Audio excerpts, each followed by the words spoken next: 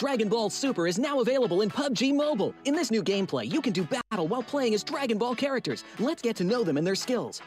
Son Goku's standard attack is a barrage of Kidan. Its damage output is reliable with an average rate of fire. It's crucial to find the right time to attack. In order to make this a bit easier, Son Goku's charged attack is a continuous Ki Blast, which can be charged up and fired to attack enemies. At the same time, Son Goku has a special movement skill, but this is great for mounting a surprise attack or to escape a dangerous situation. It can be stockpiled 3 times, allowing it to be used in quick succession. Get to know these moves and you'll be one step closer to victory. Similar to Goku, Vegeta's standard attack is also a barrage of Kidan. It has a faster rate of fire, but the Kidan travel a bit slower. It takes a bit of prediction to accurately hit enemies. However, Vegeta's charged attack fires a bunch of Kidan, which deals small area damage to the target.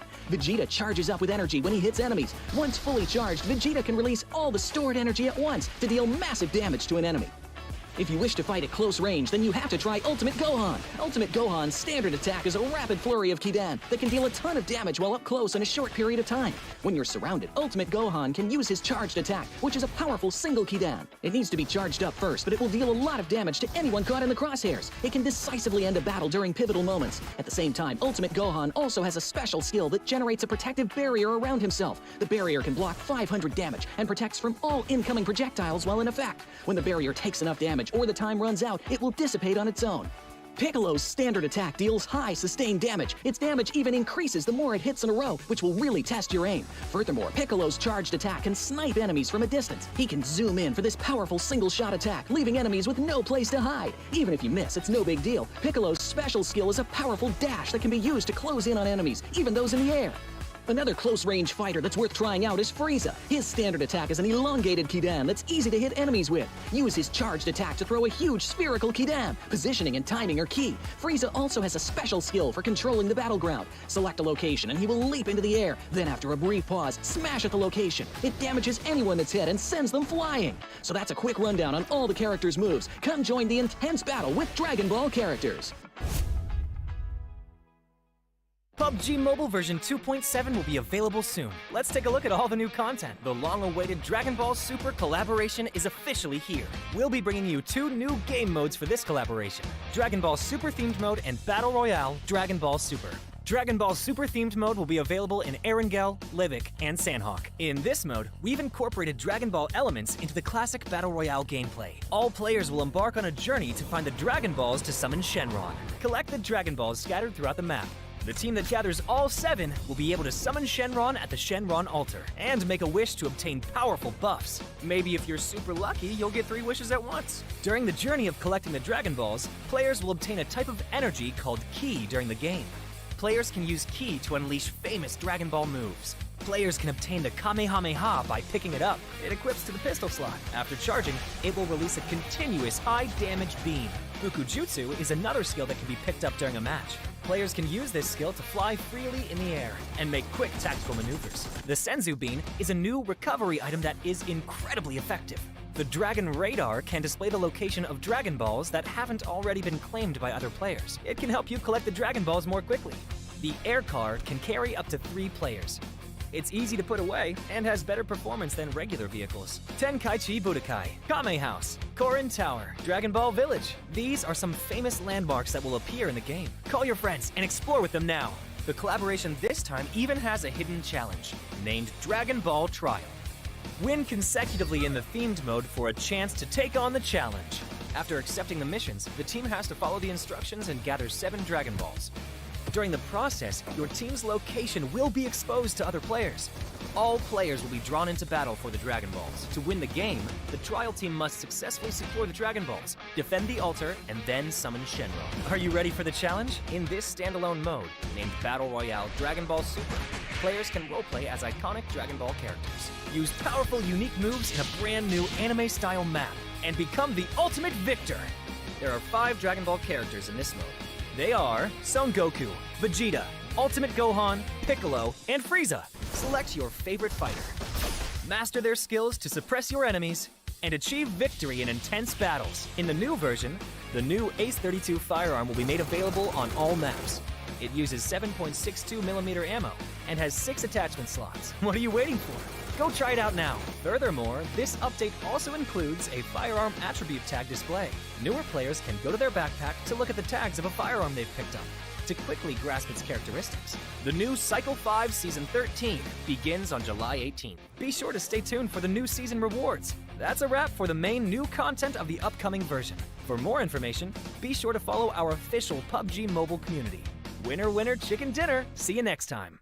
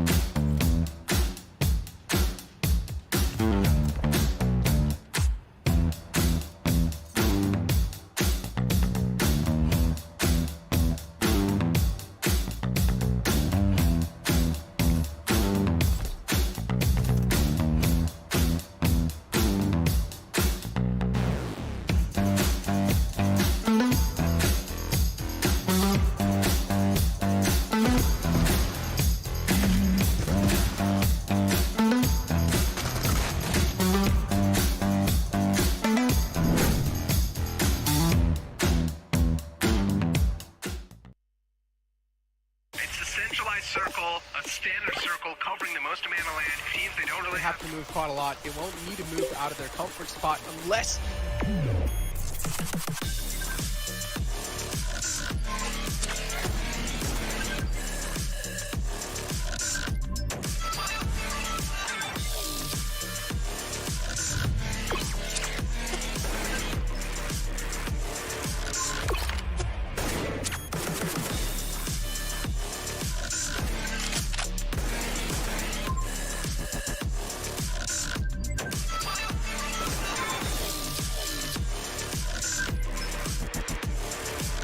Get ready, Pakistan.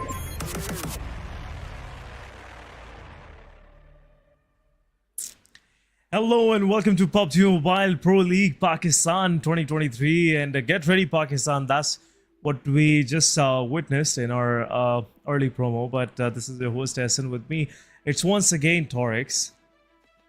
Fortunately for me and unfortunate for him, but Torix, welcome to the show. How are you feeling today? And after this break of only one day, what are your expectations for this particular day of action? Thank you so much, Se7en, first of all, for that beautiful and I say a warm welcome that you have given me once again after the breaks and throughout the whole series that you have given me the warm welcome. I'm really appreciative of that. But yes, after this short segment of the break, we are once again back live. Now it's going back to back for next 3 days where the teams will be fighting against each other in a hustle, in fact, trying to overtake each other. And we saw in the last days, we saw on the day 2, week 2, that the top 3, they're on another league. But from the 4th onward to the 12th to 13th position, that is where the things are happening. That is where the changings are going to be made. Yeah, that's where the real change is going to happen. And again, Torix, thank you for pointing it out for all the audiences out there, because the top 3 are now, somewhere close to each other. There could be a possible switching before the finals. But let's have a quick look at the overall schedule. We have PMPL Pakistan 2023, where week 1 is over. Week 2 is undergoing right now, and we are on Friday the 11th. And this league stage of week 2 is about to end as well on this weekend. And then we'll proceed to the final part of this tournament, that is the grand finals. Will be played on 18th of August, 19th and 20th. So that will be the next weekend. So PMPL Pakistan going to make your weekend way more exciting with some top-notch action coming from the top 16 teams that will qualify from the league stages. So that should be something that all of us should be looking forward to, because this time around PMPL Pakistan is slightly more of, I would say, unique and different in many ways, but we will point that out in our later discussion. But let's have a quick look at the bonus points, where you get weekly bonus, league bonus, and total bonus. Description pretty much points this out, what it's all about. And then you get those bonus points that you have accumulated throughout the league stages as your initial head start, as your initial points that you will carry forward in the finale. And those initial points will give you that head start that I'm talking about, and you can be ahead of your competition because you have played well in the league stages, Torix. Definitely, yes, and beautifully, I'd say, well explained, and where these bonus points are going to matter the most after each week. It will decide your overall standing in the complete scenario, whether you're going to qualify for the finals or not, because this whole fight is off the $70,000 prize pool, where the distribution is on our screen too, with the starting on the number first is going to get 8,750, but 17 to 20 means every single team is at least gonna get something, a handful of money for them, a prize for them, with 1,750 in the 17 to 20 spot. But MVP also gets $1,000 bonus that is specifically to a single person. But Se7en still $70,000 in fact, divided to these 20 teams.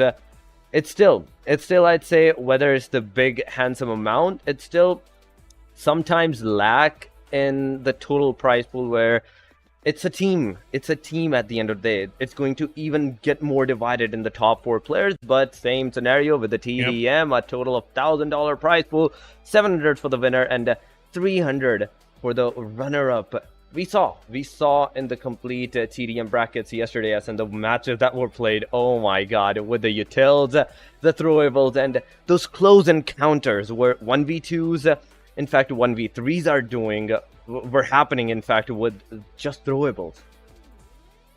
Yeah, throwables are pretty detrimental, I must say, even in the arena, because the way teams are using it, especially some of the specific players are using it, it's really making me think that what I've been doing with this game for all these 3-4 years, why I never thought that forward. But anyhow, these guys are pros, so I have no competition, I must say. I have no comparison with them. So the skill set I have is pretty nominal in front of them. But anyhow, guys, this is the TDM bracket, which looks like this after some of the matches of round 2 as well. We are left with only 2 arena matches for round 2, where 3X and Red Death and Se7en Esports will go against Team XGeneration. Looking at the world ranking for week 2, 2 days of action happened in the last 2 days, Tuesday and Wednesday, and then a break came between, and now we are sitting on Friday. So after 2 days of action, 8 matches each team played, this is the overall ranking, and Regicide, in my opinion, is totally just running away with outstanding points, and the way they're playing, especially with those 2 chicken dinners, really cemented themselves on the top positions, and the consistency is on point.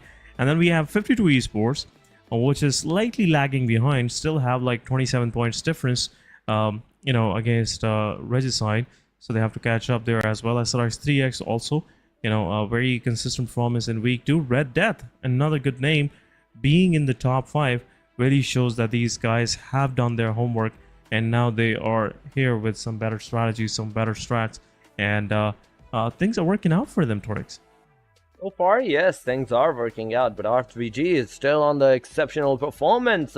On the hashtag number 5, we also see the team star with 58, the same exact points as the team Red Deaths. On the hashtag number 6, we see Se7en Esports, 56 points, 7th Element, 54, 52 for Amines XH2E, and a similar side on our second page. We are seeing some good performances and some almost on a counterpart where a single map, a single match may mean everything to the team, especially on the second pages, as Team AS, 141, X Bablu, Skyline XTG, Team QWERTY, even Team Oxygen, and Team Magnus. These are the teams from hashtag number 12 to 17 have 30 plus points for themselves, and in a single match they are able to get those exceptionally good performances. But on the hashtag number 8, there's Team Hashtag with 27 points, Team Tough with 17 on the hashtag number 9, and last but not the least, Freestyle with just 13 points to their name. But head to head, once again, and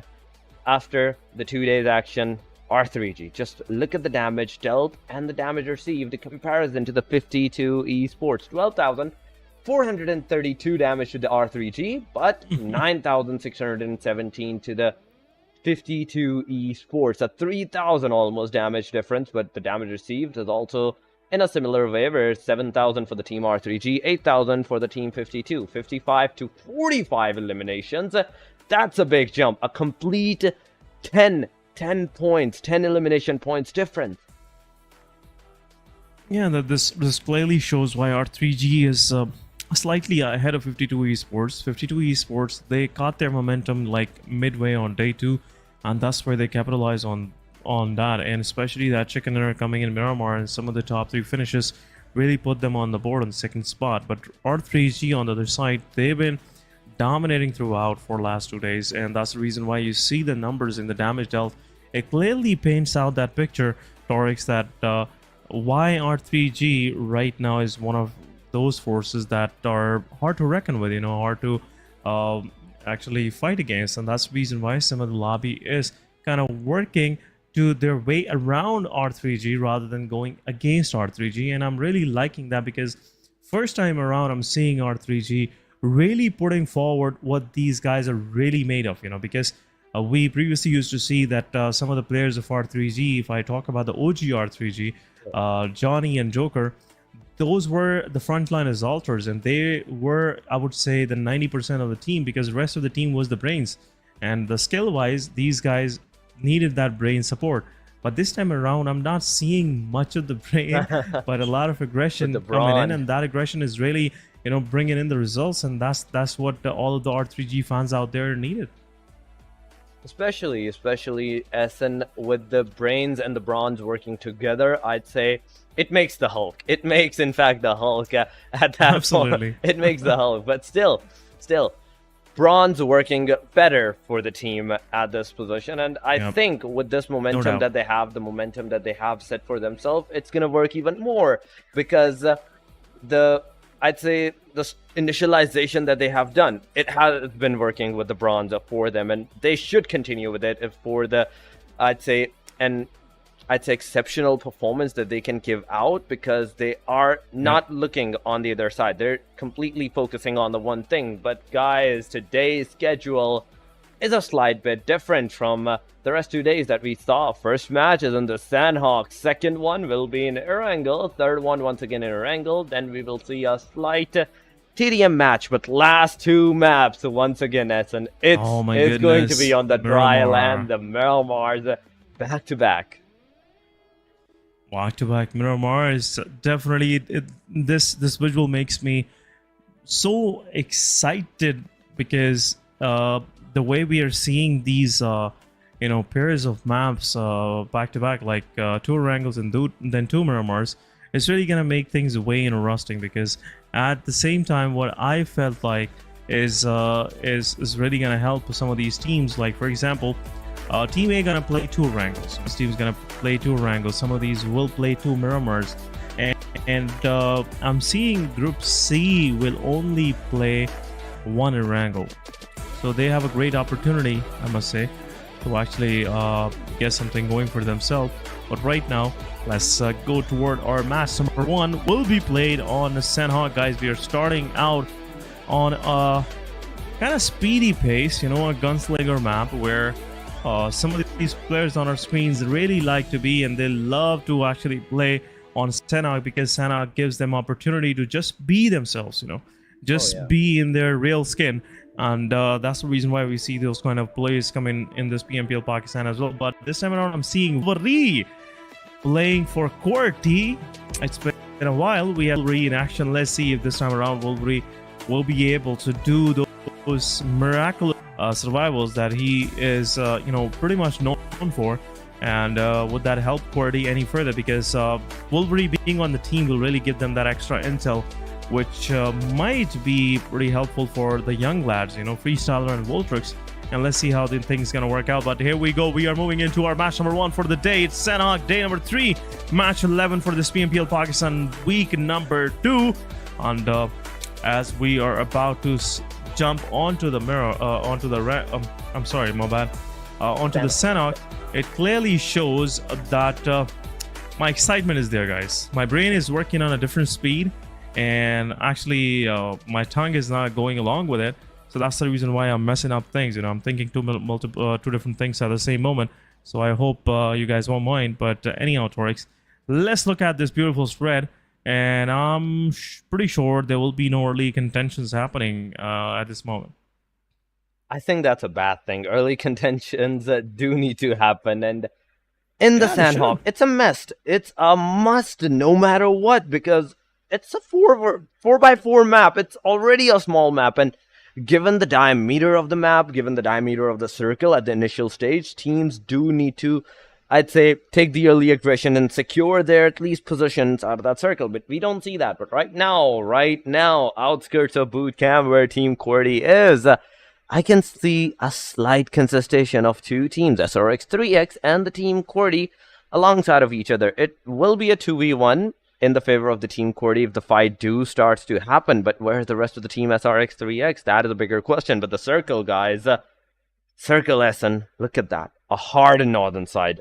40%, not even accessible. Hot then, Team Se7en Esports, they're in the safe. But 7th Element, right near the Camp Alpha Island, they have to make their way inside of that circle and maybe take the fight against the Team Se7en Esports. But aside from that, almost 60 to 70% of the teams are right now outside the circle. QWERTY and the Team SRX3X, it's finally happening. The early stage fight, it is there. Voltrix taking the initial initiative and the initial elimination against the team SRX3X. Also, one of the player from the team QWERTY is also down. That is Freestyler, and there we go. It is a struggle for both of the teams because the fight has become once again an equilibrium, a 3 versus 3, but in the favor right now for the team SRX3X because from the back line there's another player. Nice is coming, but Voltrix is taken down right before Knight, and Knight secures the elimination, gets the second elimination, and now the position SRX3X was in, QWERTY is not even going to be close by towards that area because we saw Team QWERTY taking somewhat of a drop near the boot camp. And they were pretty close to the boot camp, and I'm still curious to know that what just happened. Why SRX3X are pretty outside on these riverside compounds, because we rarely see them here. But this time around, Team QWERTY losing 2 of their players, it will push them on a back foot because it's of no use right now to QWERTY going into a fight against Team SRX3X. They are kind of outnumbered, and even if they find something, they'll still have to deal with 2 of the remaining players, and the skipping, which Team QWERTY might lose in the end. So, not a good idea in my opinion. But Team SRX3X now, Noish in the waters will keep Team 3X slightly on the bay because now they cannot go into a full engagement. They gotta rotate. It means that my SRX3X is rotating in the water. It means circle is going toward Camp Alpha, and teams gotta move quick. But we'll have a quick look at the circle as well later on. But at this very moment, I feel like early on, Team SRX have successes for themselves, but lost one of their key players, which in my opinion is not the right trade for SRX. And same goes for 2 of the players are down. Voltrix is down, Freestyler is down, so the assaulters, the front gunslingers are out. So we have the brains left for Team QWERTY. We have Han, staying in the match. We have the survivor, I must say. He is that lone survivor I talk about. That's why I love this guy. His gameplay, his mind games that he plays on the opposition are just commendable. Though. It's just phenomenal. But let's have a quick look. Once again, close to the Magnite, we are seeing Red Death going against Team SLX TG. This is also interesting because he doesn't like to go nearby Magnite. They like to drop somewhere close to Camp Charlie and in between Kampong and stuff. But Thunderclap, realizing Team RD, one of the players, is in close vicinity. They gotta be careful. Thunderclap is on the heighted angle. But look at Lair on the back lines, the way that solo player is positioned of Shahir, he can actually spot out 2 of the players from SLX 3D. But H2E? What? What is happening? Where is this H2E coming from? Oh my goodness. This was not the right place to hang out with your buddy, and Team Amin's H2E lost 2 of their players. Buzzet will take down Zigsaw. Also Shahir giving a lot of damage to Thunderclap. Shahir takes down Thunderclap as well. Team TG is right now on the receiving end. 2 of the players of Team TG are down. This gives an entry to RD, and it will also put Wreck and Noob on a back foot. Team SLX TG gotta be careful and confirm 1 elimination. Now it's a 2 versus 4. RD have a good position to themselves. Shahid is also closing in. Is knocked out. Destroys the last one standing. What is happening, Team RD? How they managed to do these kind of things? Still not with their players. Destroy hit position reveal. He will give some damage. We'll try to confirm. And he will go for the confirmation. Positive. And the last one standing. Team RD. RD. Things down for Team TG. TG getting eliminated early on. They got their name.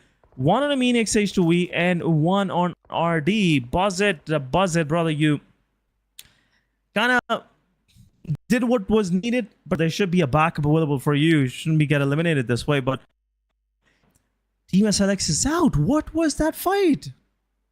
I'd say Amins were the one that were the key breaking moment for the team. RD at that time. SLX TG, they took the initiative to shoot at the car. The car did stop for a bit in the open area field, but RD, they did not even shot at the players until the team SLXTG did, and that was where their positions were completely revealed to the team RD. Not only team RD took the initiative, secured at least a single elimination on the team Amines XH2E, but also took down 2 of the key players of the team SLX. That was the moment team SLX, a complete position, I'd say, was revealed out towards the players, but nonetheless, SLX were the one on the receiving end, but Amines H2E, they're still surviving with a single player, even though the 2 players that we saw early on getting eliminated, they were completely finished off. 1 elimination to the SLX, 1 for the Team RD, and in total, Team RD secured a total of 5 points because the complete squad of the Team SLX was also eliminated by them. But Amines XH2E, Maxi now being the last hope for the team, and everything from this point onward is completely on his shoulder. The survival, the fights, the securation of the position, and the rest of the things as well. But right now, Maxi's in a safe side because the circle has moved in the eastern region, where Cow is in the circle. Somewhat a northern side of the Camp Bravo is in the circle as well. And majority of the teams, I'd say almost 45% of the teams are inside of that circle, but 141 Bablu, Team QWERTY, they're still outside. They have to make their way. SRX3X, even though they were the one initiating on the Team QWERTY, they're in the circle right now. Magnus can hope to take the fight against it. Not just the Team Star, but the Team FS as well. But AS, what is going on with ASS? And look at that. They are still at Shami, and they haven't budged an inch from there. Emi Hasni, Pop, both of the players does not have a car for themselves. But Khan, and alongside of it, with him, his other teammate, they both have a car. And they're in a single car that they are moving, that they are using to get inside of that circle right now. Gotta move quick. Things are getting pretty blued out, I must say. And if you don't get to the party on time, you're not gonna see the action. You're not gonna be a part of that action. But anyhow, it's their decision, and I feel like at this moment they are pretty much maybe thinking something out of the box right now. They want to do a late rotate. They don't want to get gate capped or something like that. So this could be their decision. But HR, with an outstanding rotation coming from their side, entering from the extreme eastern side of the circle, second phase of the game. And now they have a good compound to their name as well. AMZ, XH2E, Maxi is also in the closest fray, so gotta be careful. One backstab can actually ruin your whole game. So that's where HR have to be careful as well. Freestyle Holding Starly are pushing inside the circle as well, and they have a good compound to their name as well.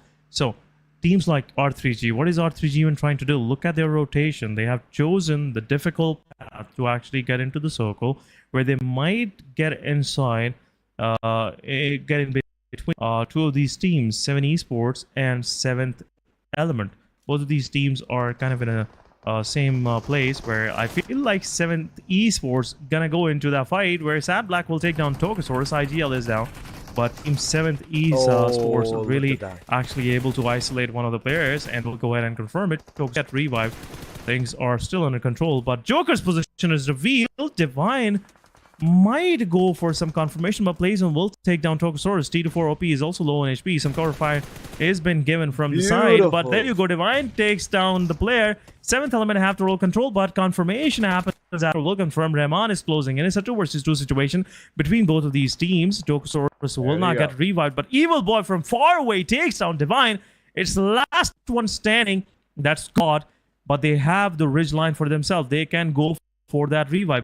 But pushing forward, there's a Molotov already being deployed from Rahman, but this time around, Goku Bot have to go for the fight. It's a 1v1. Rahman will take some damage, but will not get confirmed, and Rahman from the elimination. 7th Element is out on the 15th spot, but Joker needs the revival. 7th, if they're able to survive their 3rd player, I must say they have caught some momentum for themselves. A good fight to their name as well.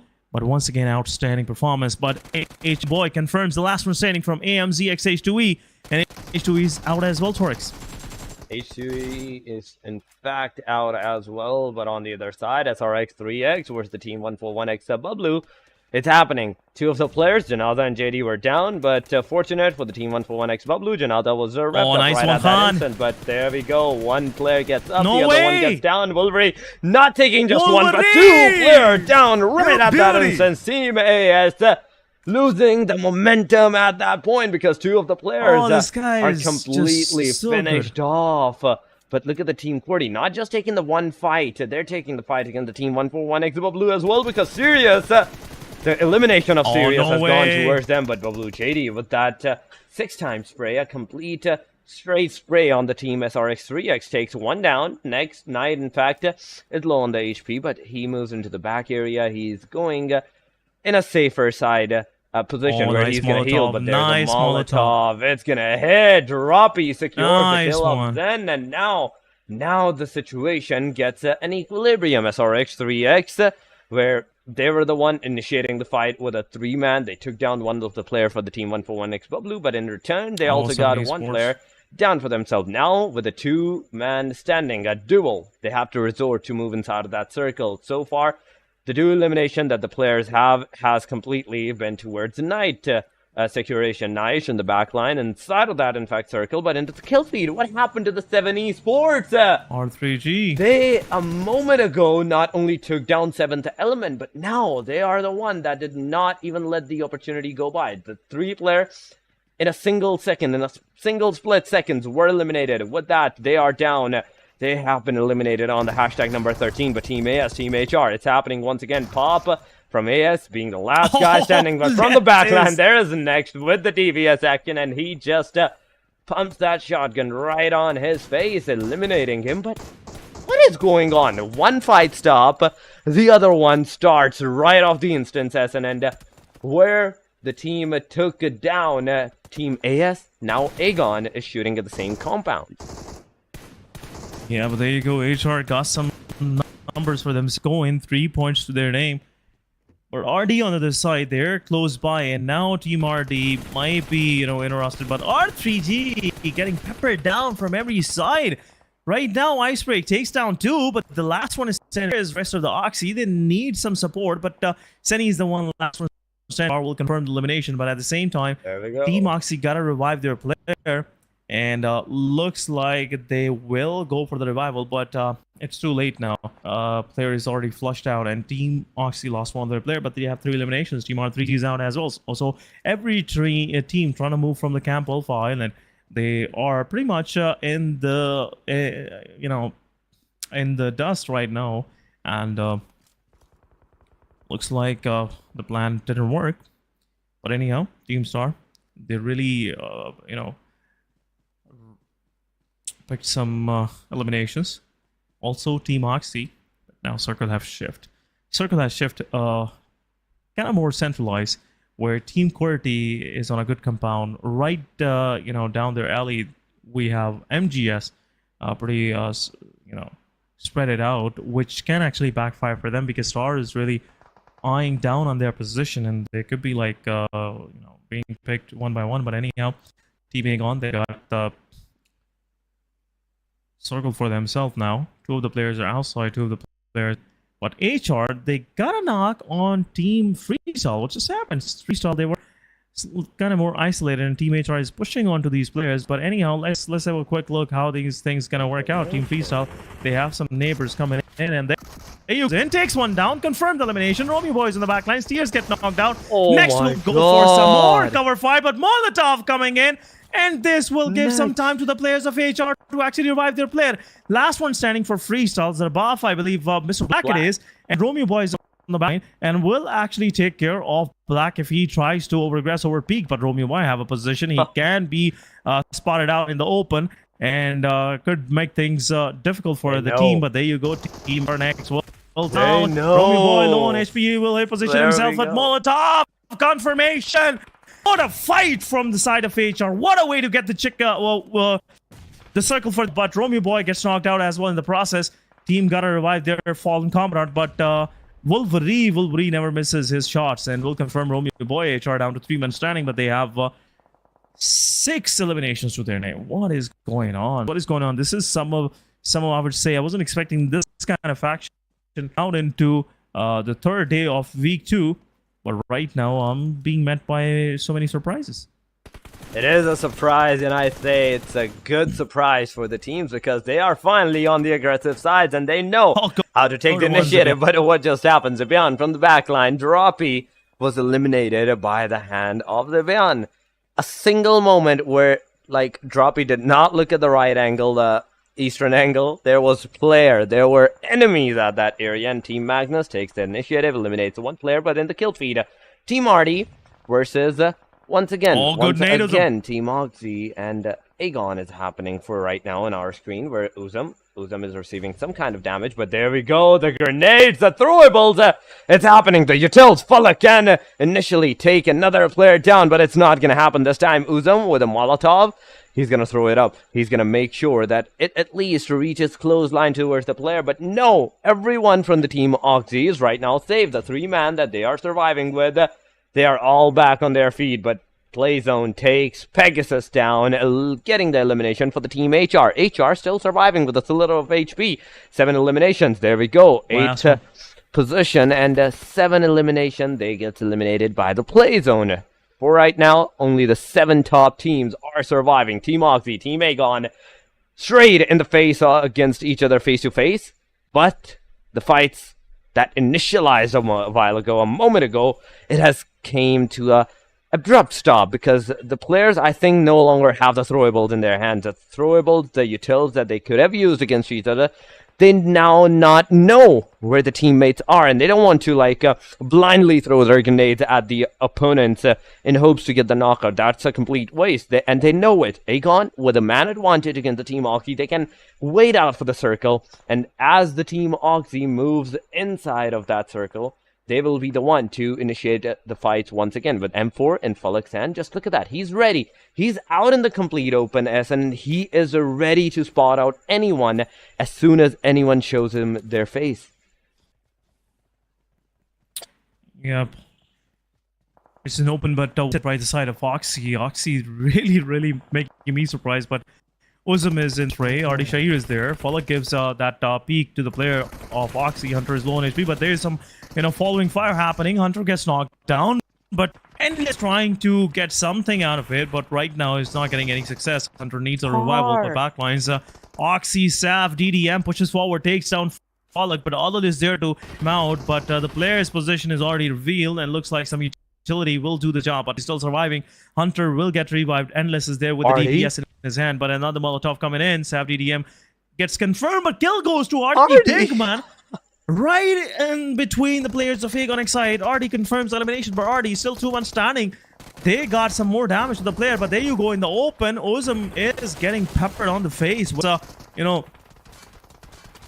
DPS, but at the same time, Artie is gatekeeping Team Aegon Excite. Aegon Excite didn't lost any of their players. IQ low on HP and some good numbers to their name, but now Artie Shahir and Pinkman, both of these guys are just waiting for the moment to actually strike on the players. But there you go, players set in the vehicle and gets 2 of the players knocked out. But at the same time, RD getting 1 of their players knocked out. Team Star still standing, 7 eliminations to their name, and Star is right now confirming their kills, 8 to their name as well. 8 points for Team Star, but Team Aegon got flushed outside the circle as well. Play Zone will take the last one as well, probably, because the last one is standing, and there you go, there's no much time left. Team Star, they are on the heightened angle. They are watching everything that is moving in these downfields. These I would say these rainy forests. Magnus Esports could be that thorn in the side of Star, because Star right now, they are forward. Definitely they have to move forward. They have to get the circle. They have to put themselves in the open, where no one is a threat right now. Looks like no one is a threat right now for Team Star.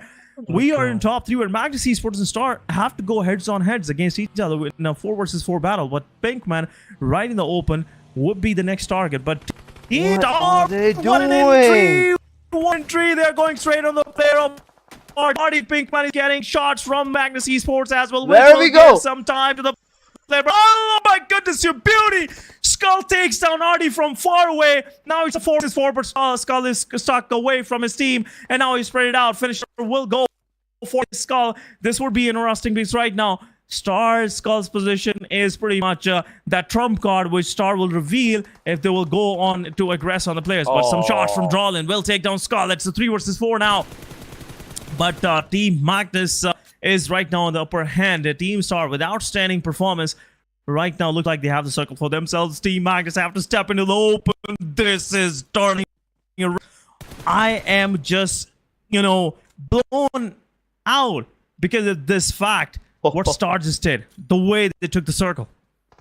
The way they took the circle and that daredevil move in the Murado that they initially 3 players that pushed straight in the compound and took the circle for themselves. But there we go. The other 3 players are also coming in the 4-wheeler at that time. But there goes the grenade. The Madralin also closing the door that the other grenade might not hit him, but the circle is closing on. There's a molly on Daniel. Oh no, you need to heal yourself. Osama in the corner lines. He's waiting out, but there we go. The 1v1 fight. Rollin takes him down, and there we have it. The elimination on the Team Star. Another player.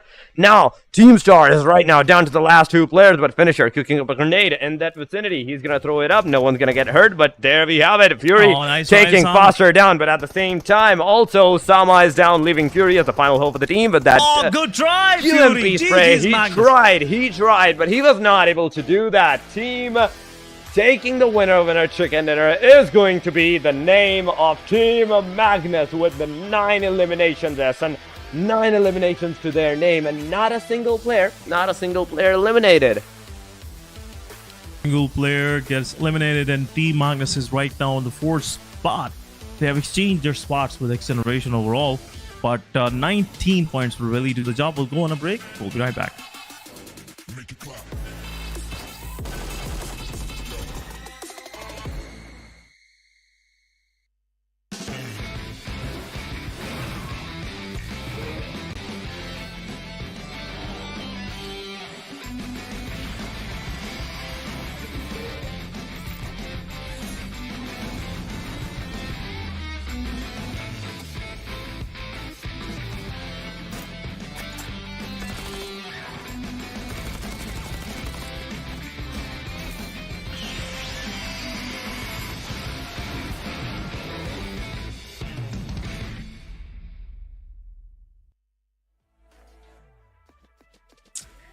Welcome back, guys, after this short break. But what a Sanhok we just witnessed. It was full of aggression, full of, outstanding plays. And once again, starting out the day number 3 for this week, it really put up the bar up high here, because now I'm expecting some more action from these guys. But anyhow, welcome back to Oryx after this short break.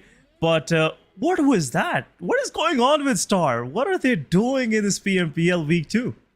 What are they doing in this? So PMPL Week 2, in fact, yes, and this is exactly my thought, because even like with the complete aggression that they showed, they were not able to get that winner chicken dinner, but still those elimination points, the elimination points that they still have managed to get for themselves, it's more than at least a double digit. I can say that for sure. Once again, but Team Magnus securing that winner chicken dinner, that crucial angle that they had against the Team Star, a single player, that was the key point. That was the key factor that they utilized for themselves. And after getting that initialization of the knock against the Team Star, they pushed with a complete squad on the rest of the players. They knew at that time that the Team Stars, the composition, the strategy that they had, it was completely broken, and they utilized it beautifully. Taking one down, rushing with a 3, using the utils to take down another one, making sure that in the process, not a single one of their players gets taken down, but it marks once again that who will be the MVP, because both of these teams were doing an outstanding performance. And let's move to the MVP, where it's going to be none other than Wolverine from the team QWERTY. QWERTY, we saw early stages, Wolverine aggression, QWERTY's aggression, it was great, but they also lost the momentum at that time. But still, nonetheless, even getting eliminated at the early stages, they managed to get 7 elimination. And look at the damage, just the damage, 1130. All thanks to this guy, 100% all thanks to this guy. The way he's doing the third parties, the way he's been responsible for the eliminations of the whole HR squad, and at the same time, the way he actually took those third-party eliminations on 1-for-1 while they were trying to fight against the players of 3X, it is quite phenomenal. this ability, even at the start of the match, I said I'm really excited that Wolverine is about to play for this particular match, and really it makes me think every time this guy make these kind of plays that is he still viable in this new meta, and he always shut me down with these kind of performances, and I would definitely say Team QWERTY needs a Wolverine in their roster, so Team QWERTY can actually get these kind of numbers for themselves. But right now, looking at the match ranking, we have Magnus with 19, Team Star with 9 eliminations, 6 placement points, so a good start to their day. 15 points to start with, so they have something to actually build upon. RD on the other side, another consistent performance, 13 points to their aim as well, so they finished on the 3rd spot. Team QWERTY, they got finished slightly earlier, but they had 9 eliminations, That's outstanding, and 7 of those came from the single guy, Wolverine, my buddy. So yeah, outstanding performance once again. But on the second page, there's nothing much left, so you don't expect much of the numbers going to any of these teams. They've been mostly the victims of the situations, and we saw them getting eliminated early on. 7th Esports, 7th Element, Regicide, Team TG, Team 14X Pablo, AS, Amines, they were just hanging out at the wrong place, Maybe they didn't get the permit or something like that. But the authorities were quite angry on that. The way TG and RD were like, "What are you doing in between Even our fight? SLX. What is this nonsense?" Yeah, even SLX was like, "What? What is going on? Are these guys on a picnic or something?" But yeah, sure, that was the whole deal. Amazed they didn't get the right hint what was going on. They just stepped in between 2 big wild hogs just waiting to attack each other, and they were like, that small puppy in between, and they got crushed. I love it. Which in my opinion, they got crushed, and in my opinion, it was not a good match for them. But anyhow, first match started with a banger, and Torix, it's going uphill from now here. It's going uphill from now here, but I still have to add up on the Amines XH2E's performance. They even stopped for a moment. Don't tell me you have some jokes for them. They even stopped for a moment to assess the situation. They completely stopped their car between the 2 teams. Like, wait, are we in between these 2 teams? That as soon as they were bombarded with the shots, they just ran off with the cars. But it was too late. It was too late at that time. But still, it was a funny situation for the team.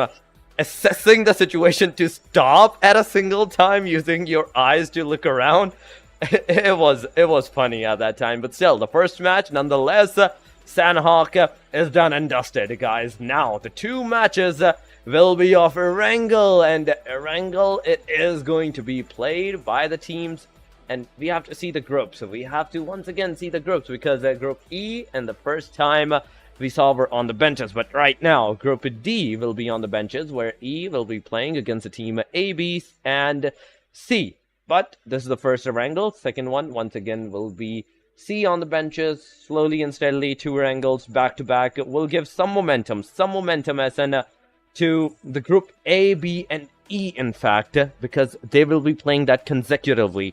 They're not going to take a break on the Erangel, and they will have a better chance, if not in the first Erangel, but on the second one.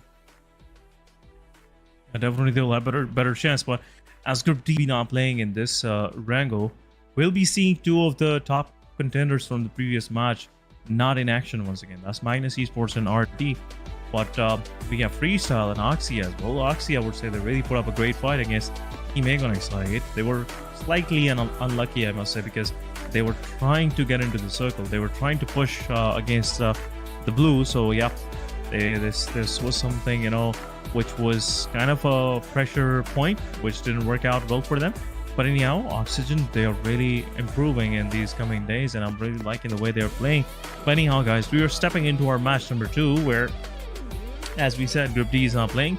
So the teams not in action are once again Magnus Oxygen, Team Oxygen, and Red Death with Freestyle. So 4 of these teams are not playing. Here we go. Our players are ready on screen, and I'm pretty sure Torix is ready as well. I am in fact, yes, ready for that action once again because Took you some time to answer that. yeah, definitely. I was assessing the situation like the Erangel, it's Erangel. Should I answer it or not, or should I let you continue?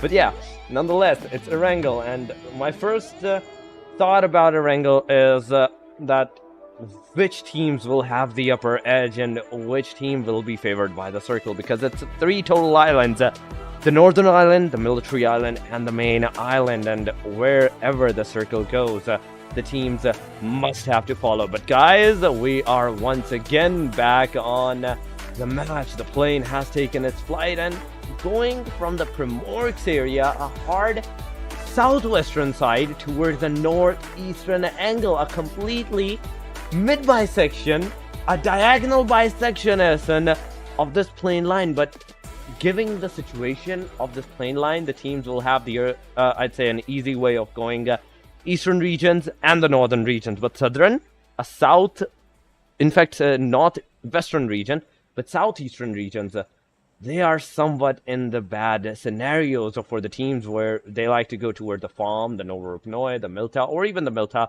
power plant.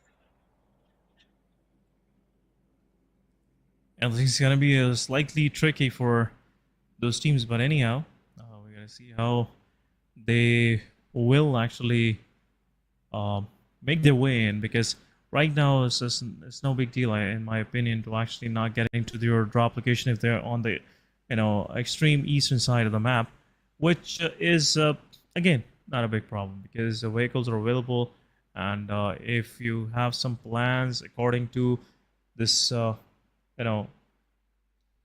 this plane line, it's really gonna help. But anyhow, look at this.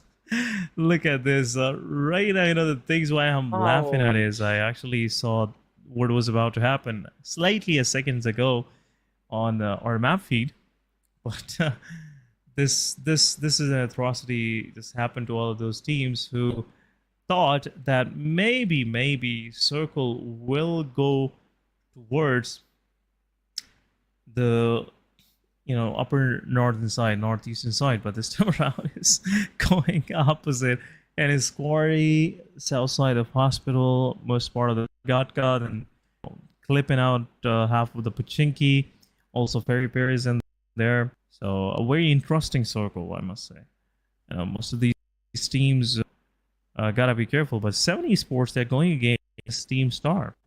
Both of these teams are trying their luck against each other, but Rahman gets some fires from Skull. He was holding a position up top the house, but still they somewhat pushed Se7en Esports on the edge of Se7en, where Team Star can hold all positions for quite some time and can make rest. 2 of the players can actually hold on to the whole Se7en Esports, and players actually go for the loot. That's what Daniel is doing right now. Skull is finding some better weaponry for himself, but they have to be careful. They cannot afford any mistakes. Right now, the players from Star or either from Se7en Esports, both of them are isolated. They cannot get the revive, so have to be careful. They have to be extra cautious. What is Sad Black trying to even do? I guess he's going for that vehicle available on the road, going towards shooting range. So still another situation where staying in the open can really actually backfire. Skull is getting some good loot for himself. He's getting prepared for some close range battle strikes.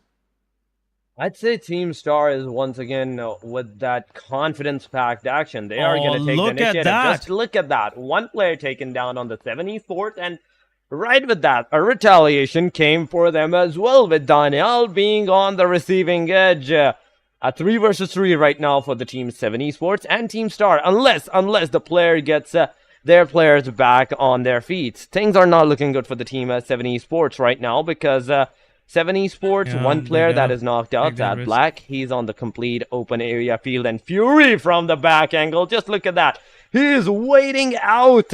He is waiting out for the opponents to come out to secure his player's position, to rev him up, and at that time they will be taking the initiative. Once again, Sad Black is completely out in the open. There's a smoke area, and that smoke is not gonna help. That smoke is not going to help, because Fury, with that AKM and UMP that he has a chance. He has a chance of taking the players down, but so far, things are looking grim for the player. 2x on the AKM. It's going to wiggle a lot more than it's going to wiggle with that UMP, but still, it's going to hit more. It's going to give out more damage, but there we go. Sad Black's elimination has been secured. Evil Boy trying with his tap fires from the M16A4, and now, with that fire, he was not able to take the initiative.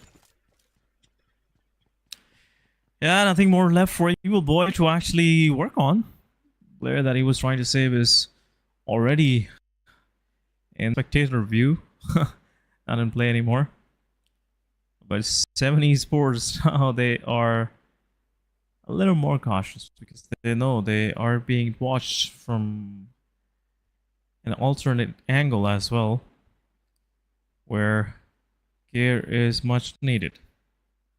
Right now, Osama going in the open, picking up the vehicle. He knows Se7en Esports is not going to do much about it. Just want to punish the players of Star that are holding into the city. So looks like 2 of the players from Star are going to retreat. Another good move coming from Star. I just can't wrap my head around this fact that this is the same Star we used to see last week. I can't. Somewhat, you know, it is very difficult for me to make myself believe that this is the same Star. Oh. The amount of improvement that these guys have shown in the last 3 to 4 days, it is really making me, you know, think about this, that how far our team can actually improve or go within just 2 days or 3 days. But anyhow, so far they're doing well. They're doing absolutely amazing.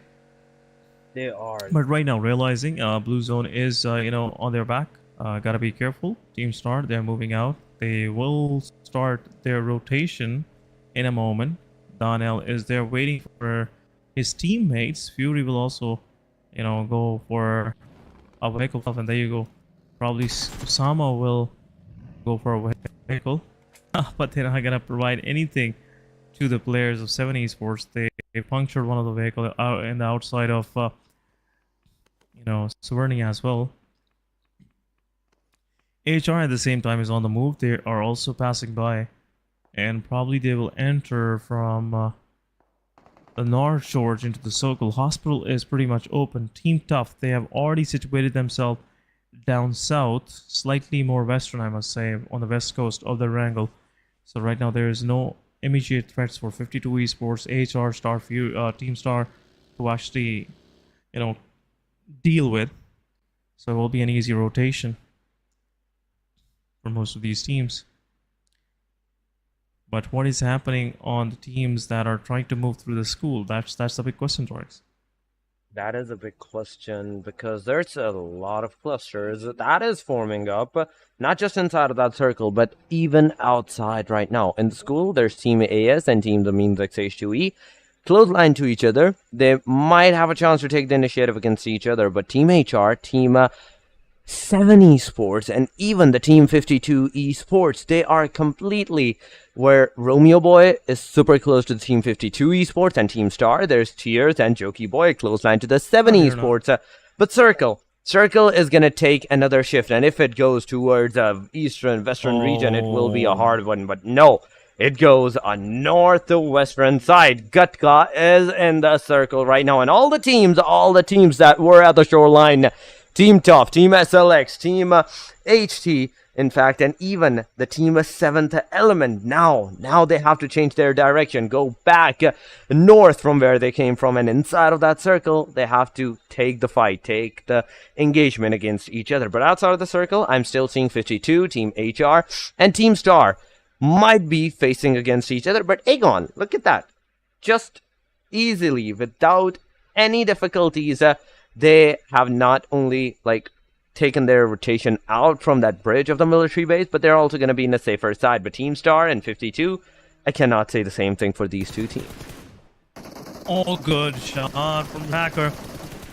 Team Star, one of the players is knocked out, and this marks the end of this player. I believe that was Fury, because no one will be able to come for the revival, and yeah, hacker will follow up and will confirm the elimination as well.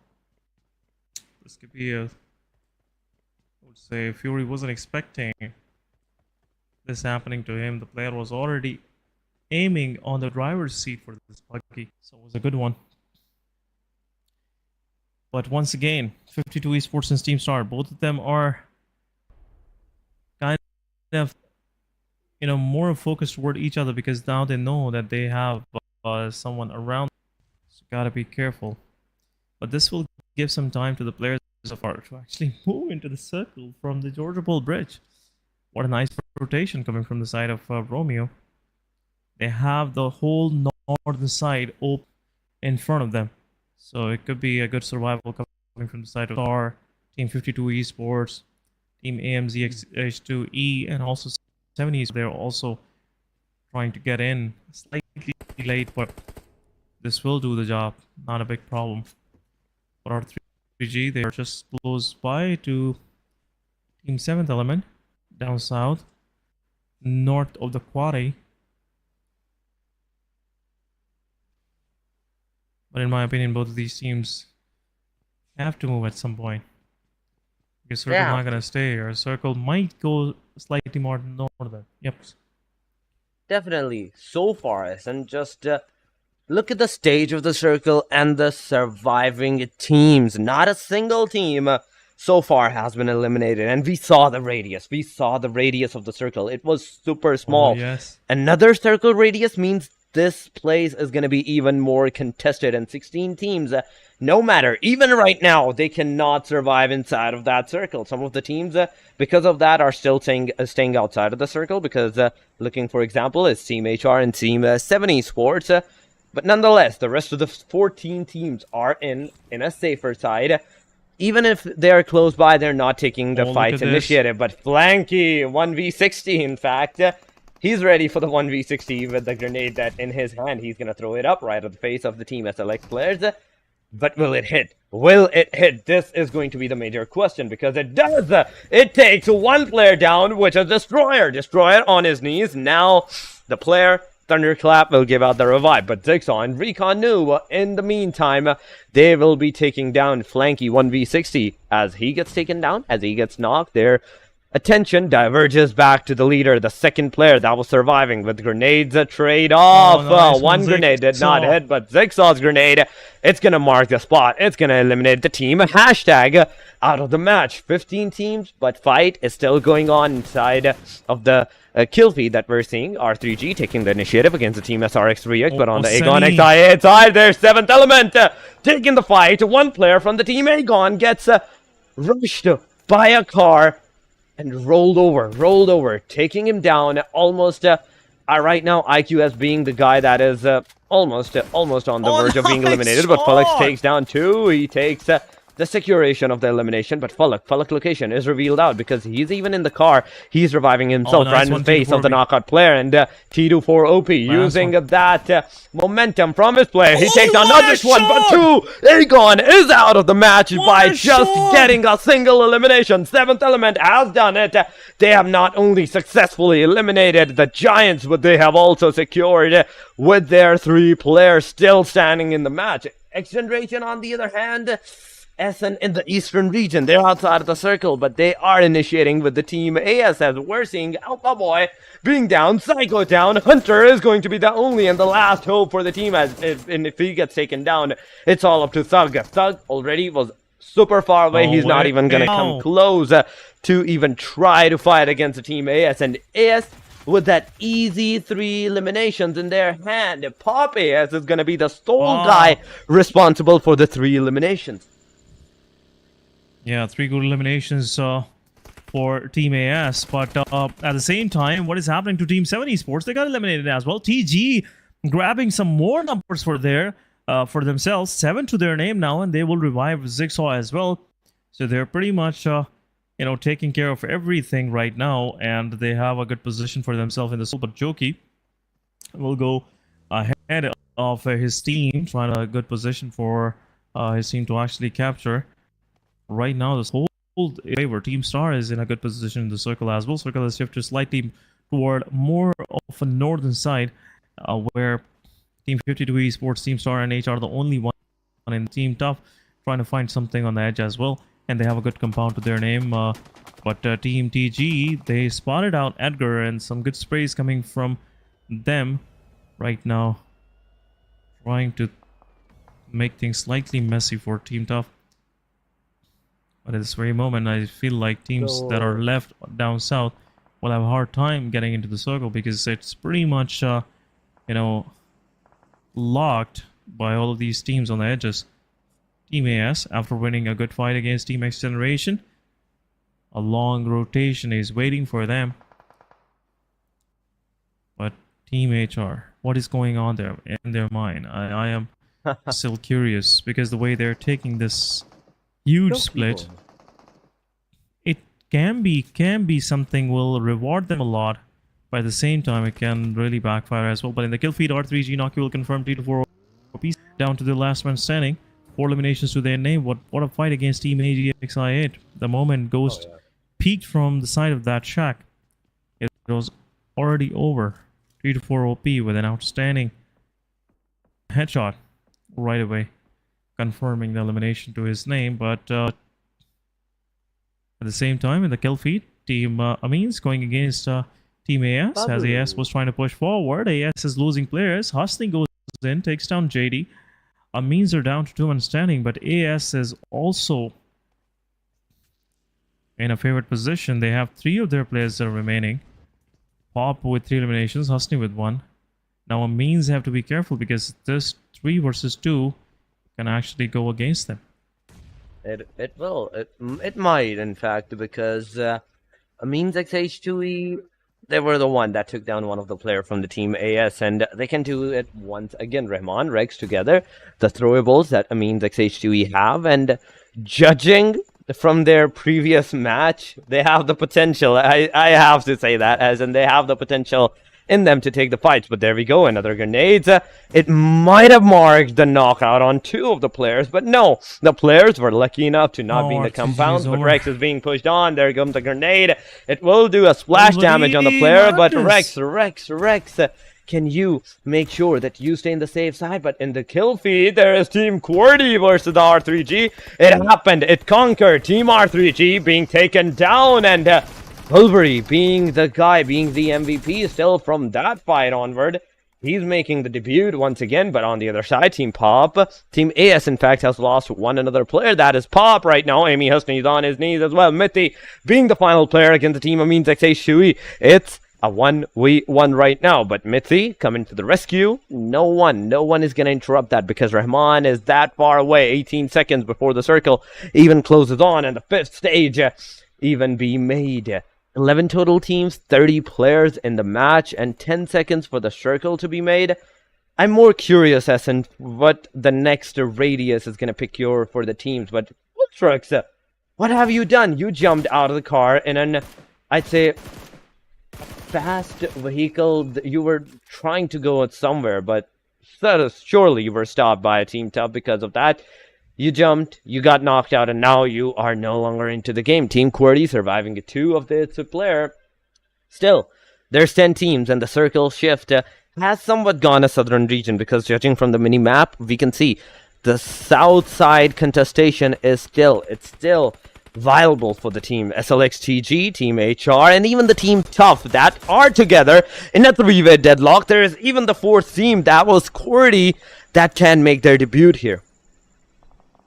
Yeah, QWERTY can actually get into where Team Tough and Team TG, they're all trying to find a way inside the circle. Team A have set up the gatekeep for the Team TG. Yeah, the Team TG is in the open. They cannot actually, just park their vehicles there, because the way Team HR is holding on to their position, it can really make it difficult for Team TG to play from. But Team Tough, they will also trying to move on their back, and right now looks like it's a battle of trying to find a way in. No luck so far. Team TG is most of their players are on the way. I don't know what they're thinking. But good smoke line from HR. Romeo Boy holding on to his position. 70 Tokusaurus pretty far back. Right now TG trying to find their way in with some utility. Joki is there. He will give some damage, but there's some cover fire being given from the back. HR is being contested now.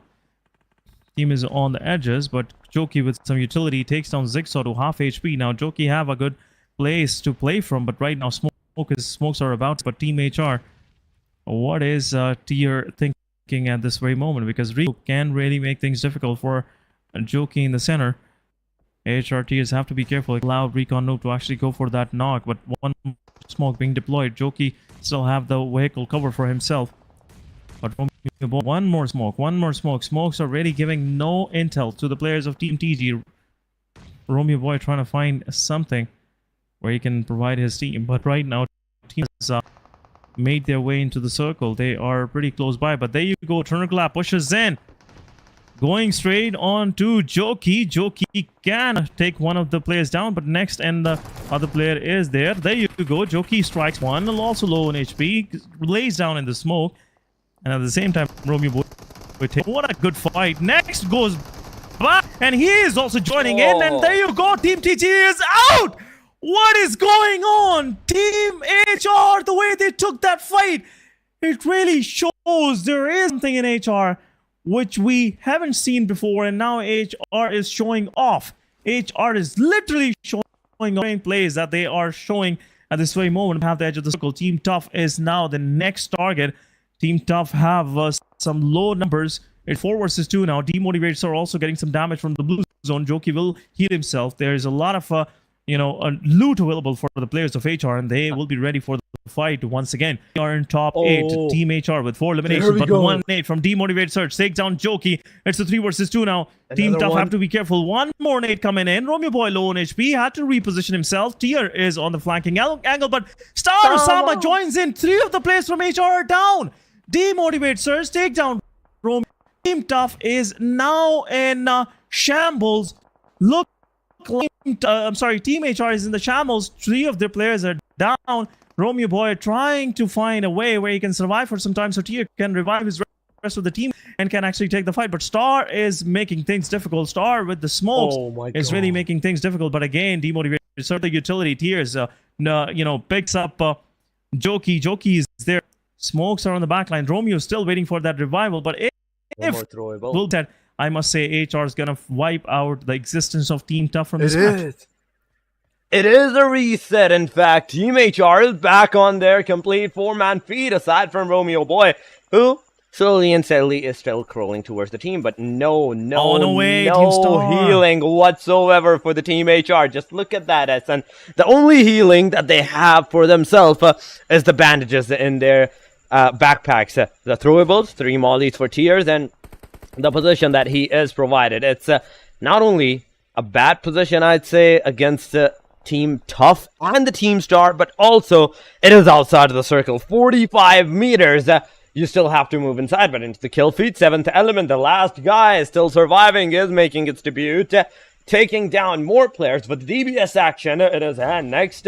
Joki Boy together with the utils against Edgar, but no shots have been attached with Demotivated Sir against Team HR next. They are taking the initiative. They are taking the fight with Demotivated Sir using the predictive spray. It's not going to happen because from the back line, there comes the nade from HR next, and it takes down one of the Team Toughest players. Edgar is the last guy, but the Team HR, they're not going to survive in that vicinity. They're going to be eliminated. Osama took down at least 1 player. Edgar confirms Salman also did a lot of damage, but Team Tough, the solo player that was surviving, has done its job, has made sure that the team thrives and the Team HR goes back to the lobby. Team 52 Esports, and now they're on the receiving end. They're receiving a lot of damage because Salman is down on his knees. Hackers in the back line, no way of saving Salman. Team 52. 3 players that were surviving, all 3 of them in a complete different position. Team Star, on the other hand, they're in the same vicinity as 2 players together, one player in a different vicinity. Bablu Droppy secures the kill of the Team 52 Esports Salman, now Hacker, and the Team 52 Esports other player. It's going to be all up for that. Hassan, in fact, on the right side. He has to make sure that that angle, crucial to him, takes down at least two of the team players of the Team 141 next Bablu. Yeah, Joker is there in the back lines right now. Team 52 Esports, they have made their spread pretty wide and open, and it really costed them one more player. Now 52 Esports, Hassan and Hacker are the only ones standing, but right now, Team 141, they have the southern side of the circle to their name. Team QWERTY on the back lines. Han and Freestyle are the only ones surviving. Janaza is the one, holding on to their position. But right now, looks like they're interested in getting into the fight and want to wipe out players remaining from Team QWERTY. They just want to clear out their backline so they can actually take the fight, on the other fronts, which in my opinion are very strongly held by Team Star right now. 3 of the players from Team Star are holding on to this. This is not the same Star. Again, I must say this is not the same Star that I used to see. The way they're taking those split, the way they're doing those third parties is really making me a fan as well. But right now, QWERTY, Khan, and Freestyler slowly and steadily trying to close in that spread that they have. Khan have the edge of the circle to his name, but Tough Edgar is a thorn in the side, I must say. He can make things difficult, but in the kill feed, Daniel takes down Hacker. Right in between them, 52 Esports.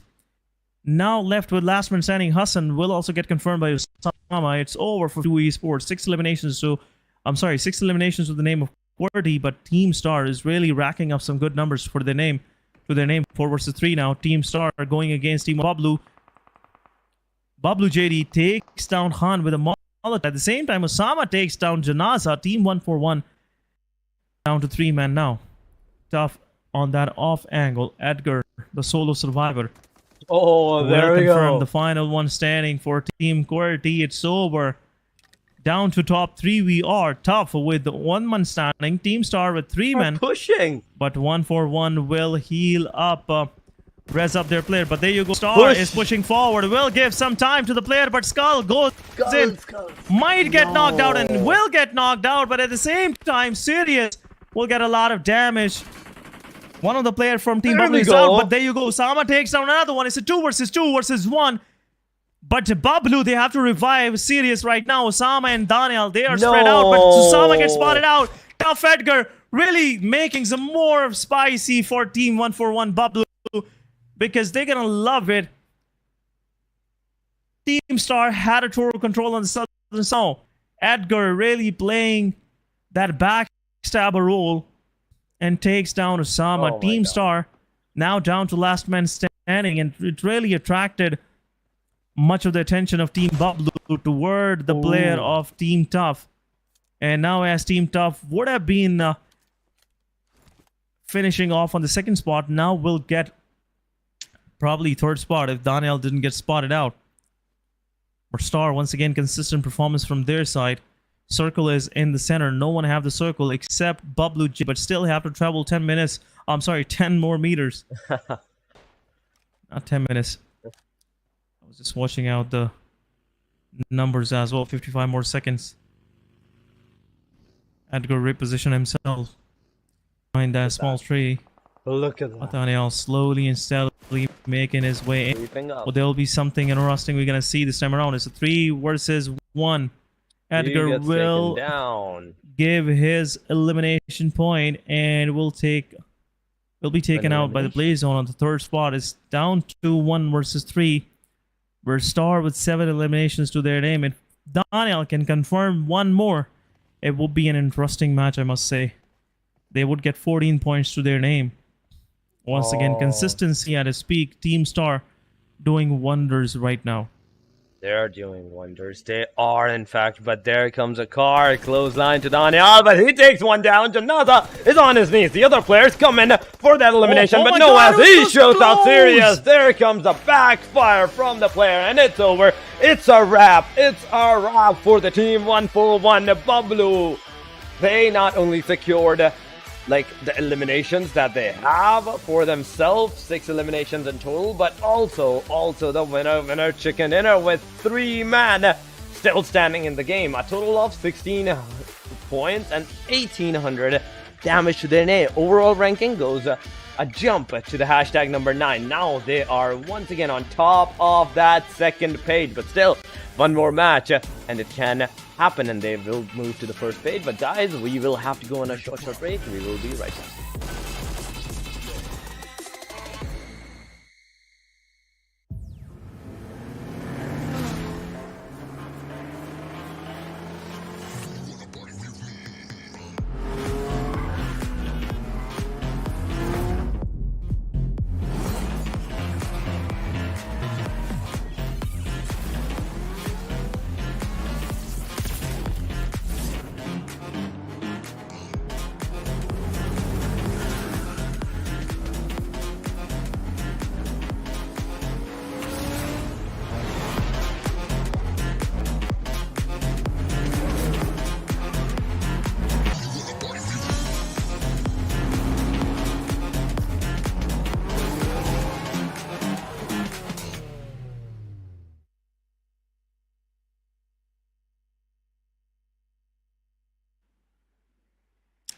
Welcome back, guys, after the short break, and we are back once again with some action-packed matches of PMPL Pakistan. You've been watching the last two matches. If you have missed it out, and if you have just joined the stream, go ahead and rewind. What an outstanding match we just witnessed, and the way Team Star is playing today is just, I would say, Friday is the star day so far in two matches. But anyhow, Torix, welcome back after this short break. Let's have a quick look at the MVP, are we? Still MVP, but I will have to make you a guess on that. Who is going to be the one? Because even with the winner chicken dinner, there was 6 elimination, but star, 7 elimination to their name. There were more teams, there were more players with some more initiatives. SLX, Team QWERTY, all of the other players, but we're not gonna wait you out anymore, SN, because I know I can see it in your eyes. You're also excited for the MVP, guys, and in our screen is the MVP is none other than Star Daniel. 4 elimination, 631 damage, 213, and 1 assist, 4 knocks. He was knocked down 4 times, but the eliminations that he took, the healing that he did, and throughout the game, we saw the start initialization of the fights was at Se7en, and till that point, to the end, SN. An amazing performance once again from the Team Star in the second match. Outstanding, man, outstanding. I have no words left to actually commemorate these players the way they have played in this previous match. Consistency on its peak, I must say. The way Team R3G was playing in 2 days of this week, first 2 days of this week, Team Star is kind of replicating that same points in every match now. Outstanding performance. Top players on our screen, we have Osama once again also featured with 3 eliminations to his name, 472 damage. Then we have Edgar really making things messed up for most of these teams. Team Star, Team HR, Team TG, Team QWERTY. So he just played an outstanding role of being a backstabber, I would say a third-party genius, the way he played this match. So outstanding for Team Tough as well. Much needed performance it was.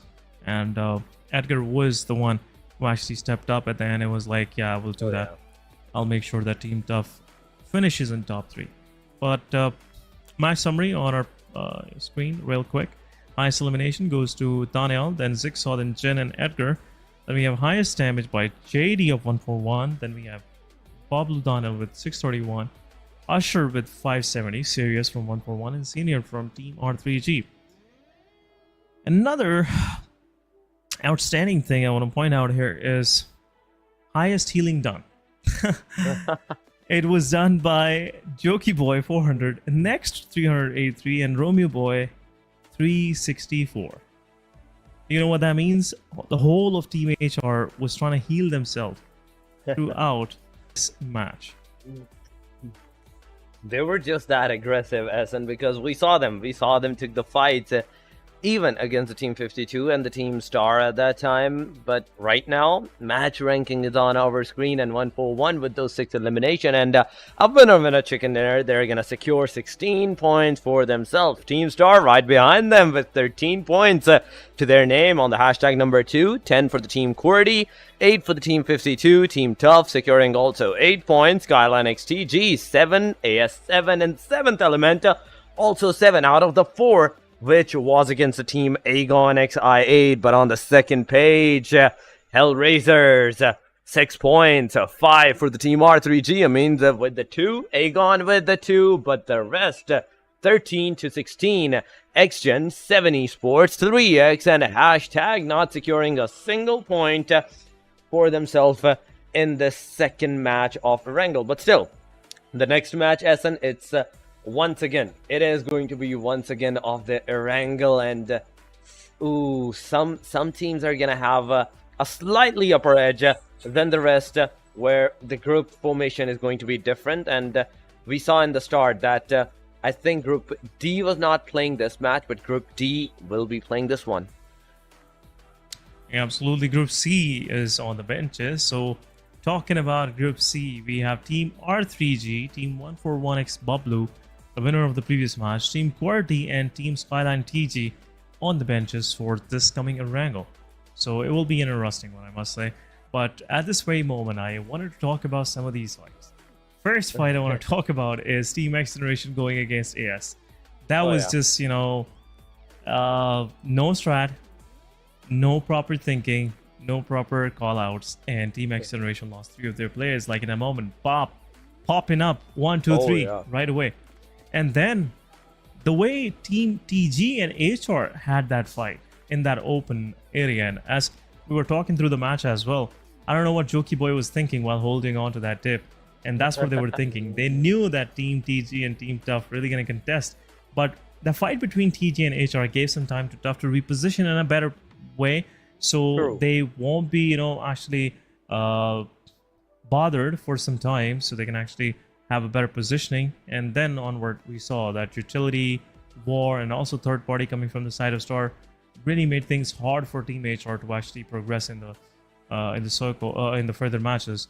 But at that fight in particular, I must say, the way HR really made their positions, Jockey, Romeo Boy, and also the way Next at the end did that flank with the buggy, it was just on top. That was the cherry on top. But anyhow, we are going to have a quick look at the schedule. Group C, as we said, is not playing, so A, B, D, E will be playing this Erangel, and then we will go to our arena for the day, the TDM, the Team Deathmatch. But as we're not going to see Bublu, Group D is going to play. So are we going to see another chicken from Magnus? Is this something that should we expect, Torix?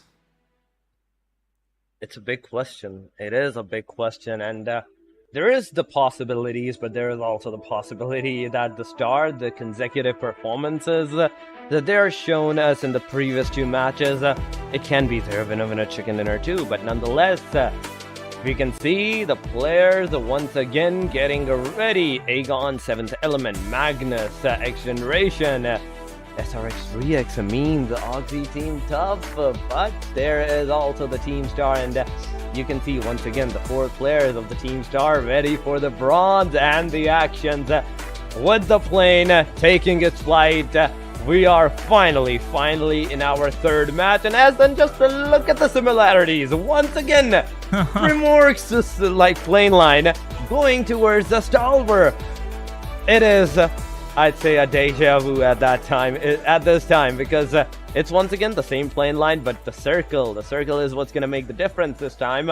But if it is the same one, oh my god, are we gonna see the teams don't mirror? Are we gonna see the same mirror performance from the previous match?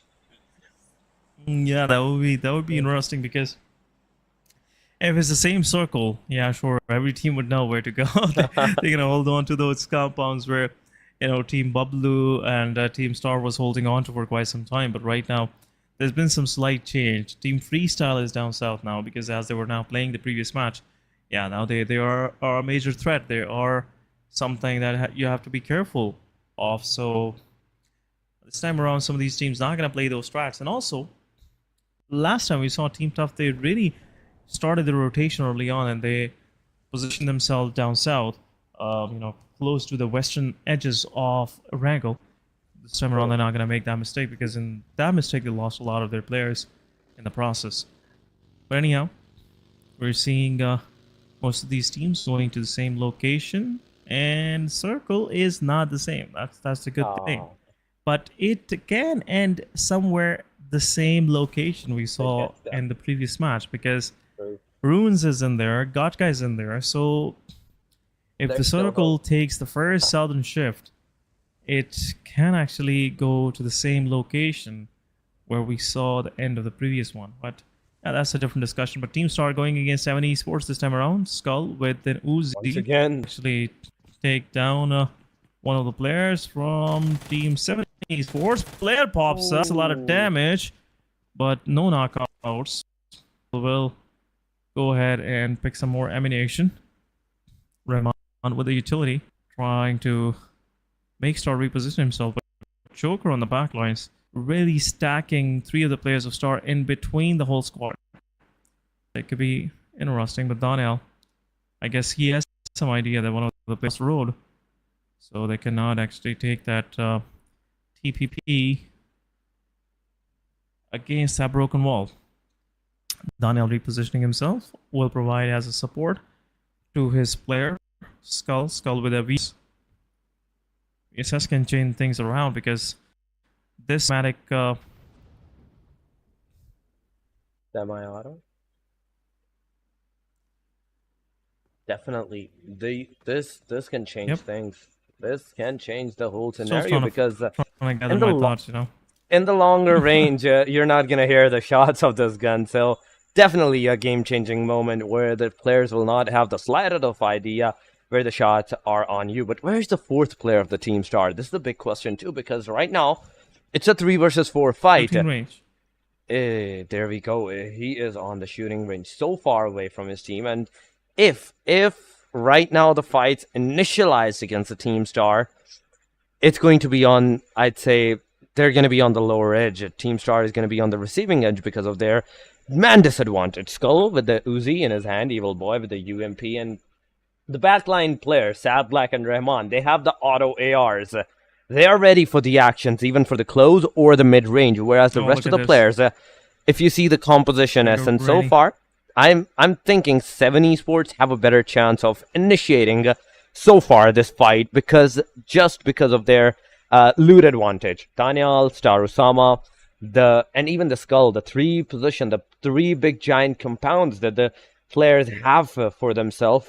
It can make a difference, because 3 different positions gives you 3 equal opportunities of shooting out the player from 3 different directions, not giving him enough cover. But Joker is going to be that key factor where he will be giving out that cover from a different angle, and Team Star have to make sure that they take that into consideration, that on the other side of the road, there might be someone else there as well. But so far, we're not seeing the fights. We're not seeing that aggression that we saw in the previous match happening. And even on top of that, as the Circle is clothesline to this area, the teams will try to play it out a little bit slow.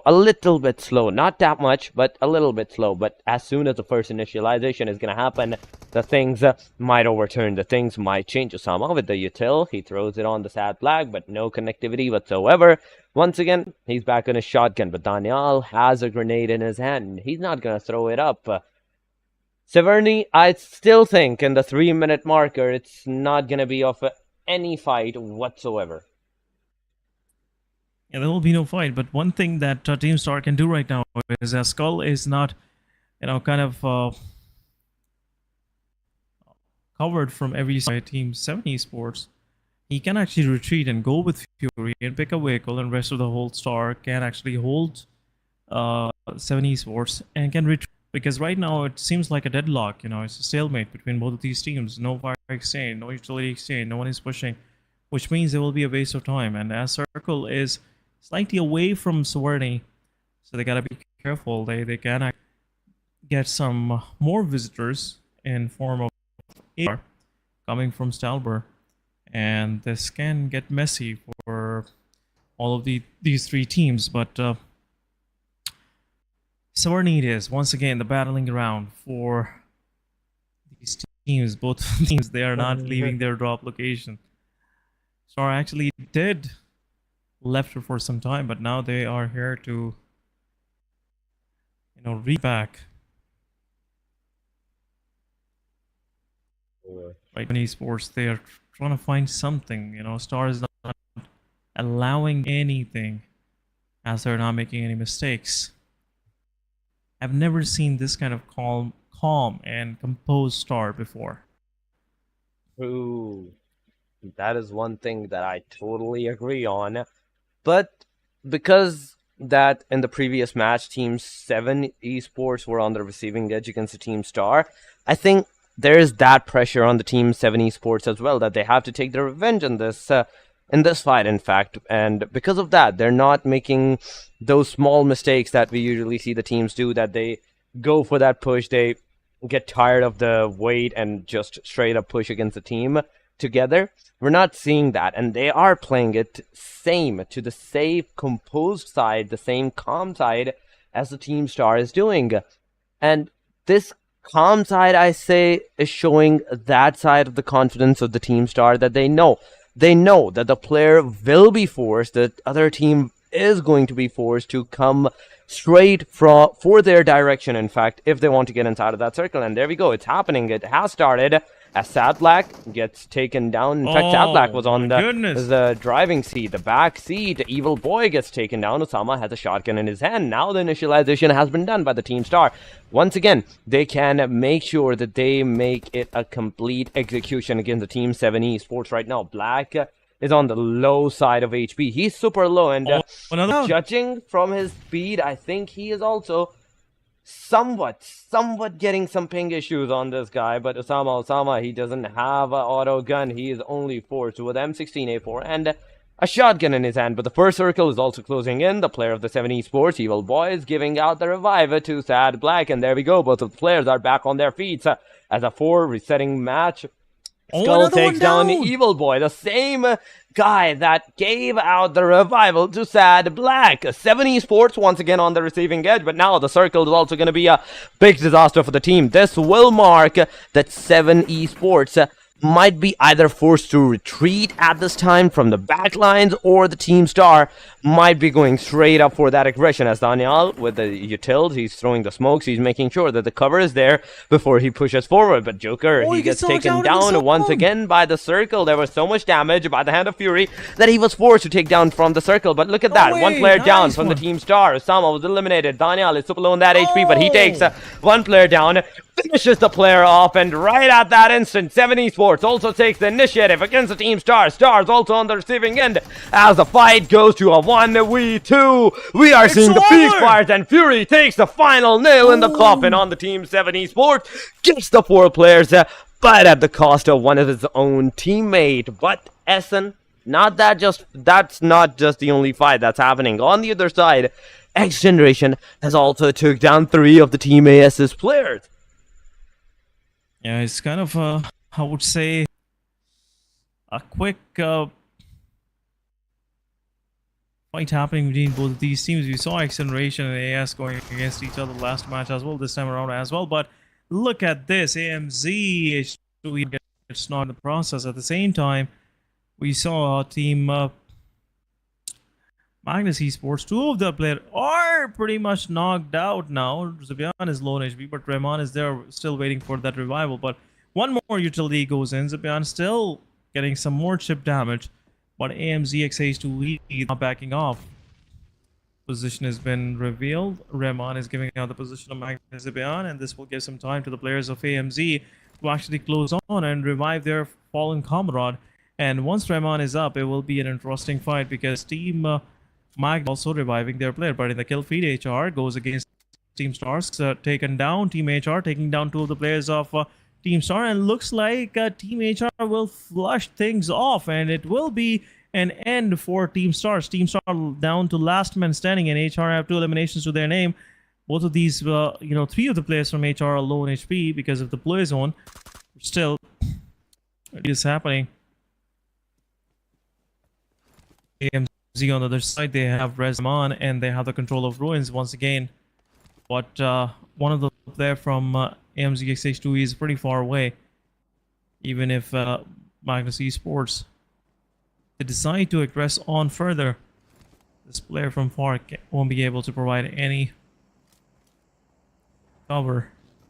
And this can be a disaster coming to AMZ. But right now, they have retreated back, realizing this is not the right formation because this can actually get them isolated. And one by one, the players of AMZ will get knocked off.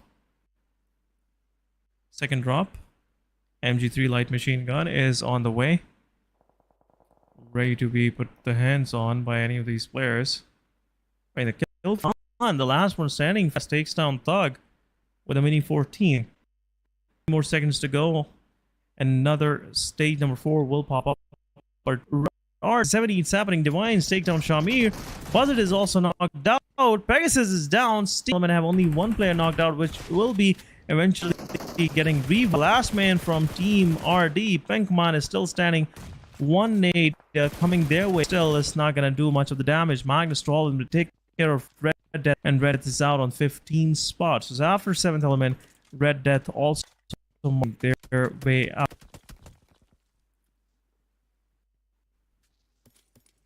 "14 teams and 3 eliminations so far for the team 7th element. I'd say they are still in a good compound. They're still in a good position for themselves. 70 Goku Bot, Divine, Tokusaurus, G24. They're all together in a single compound. But the position that they have in, it's completely covered by, I'd say, different teams. There's Team Magnus in the close vicinity. There's Team Hashtag in the closest vicinity too. And Hashtag as they are a 3-man squad near the ruins compound, the outskirts of that, near the Mount Everest. They have also secured their position. 14 teams in the stage 3. It's going to be an easy securation of the position, but the 1 minute after that, the next circle, the next radius is going to be made, and that's where the things might get icky for many of the teams. But on the top of the Mount Everest, there is Team FS and SRX3X taking the initiative, taking the fight against each other. Zerbov with the throwable, with the grenade util in his hand. He's going to throw it up on the Team SRX3X. It might hit, it might not, because it did come close, but the player did not even receive a single damage. SRX3X to Miracle on the other hand, he takes one down. Nice on the other hand also gets taken down, so both sides takes one player each. Zerbov with the initialization taking Knight down. Winky is also on his knees, but Miracle, nice, amazing, with that slither of HP, he also takes another player of the Team FS down. Now, SRX3X is also down towards the last player. It is a 1v, in fact a 1 right now, because the player is giving out that rev, and as soon as the rev is gonna happen, it will change to a 1v2. But Miracle is pushing, Ace 32 in his hand. He can hope to take the player down. He finishes one, but no, he also gets taken down. Zen with the DBS, he comes in for the rescue, and he eliminates out the player. The 4 more elimination, and 4 elimination in fact for the Team SRX3X. Zen taking 2, Miracle taking 2, and Team SRX3X with 3 man still standing, a trio still in the match. They are in the top 12 right now. Top 12 teams surviving. Right now the circle is shifting down south, close to the ruins, and especially Hashtag there have a centralized position for themselves. HR gotta get into the circle as well. They might go against the players of SRX3X that have just finished off a fight with Freestyle. So there will be another fight coming their way.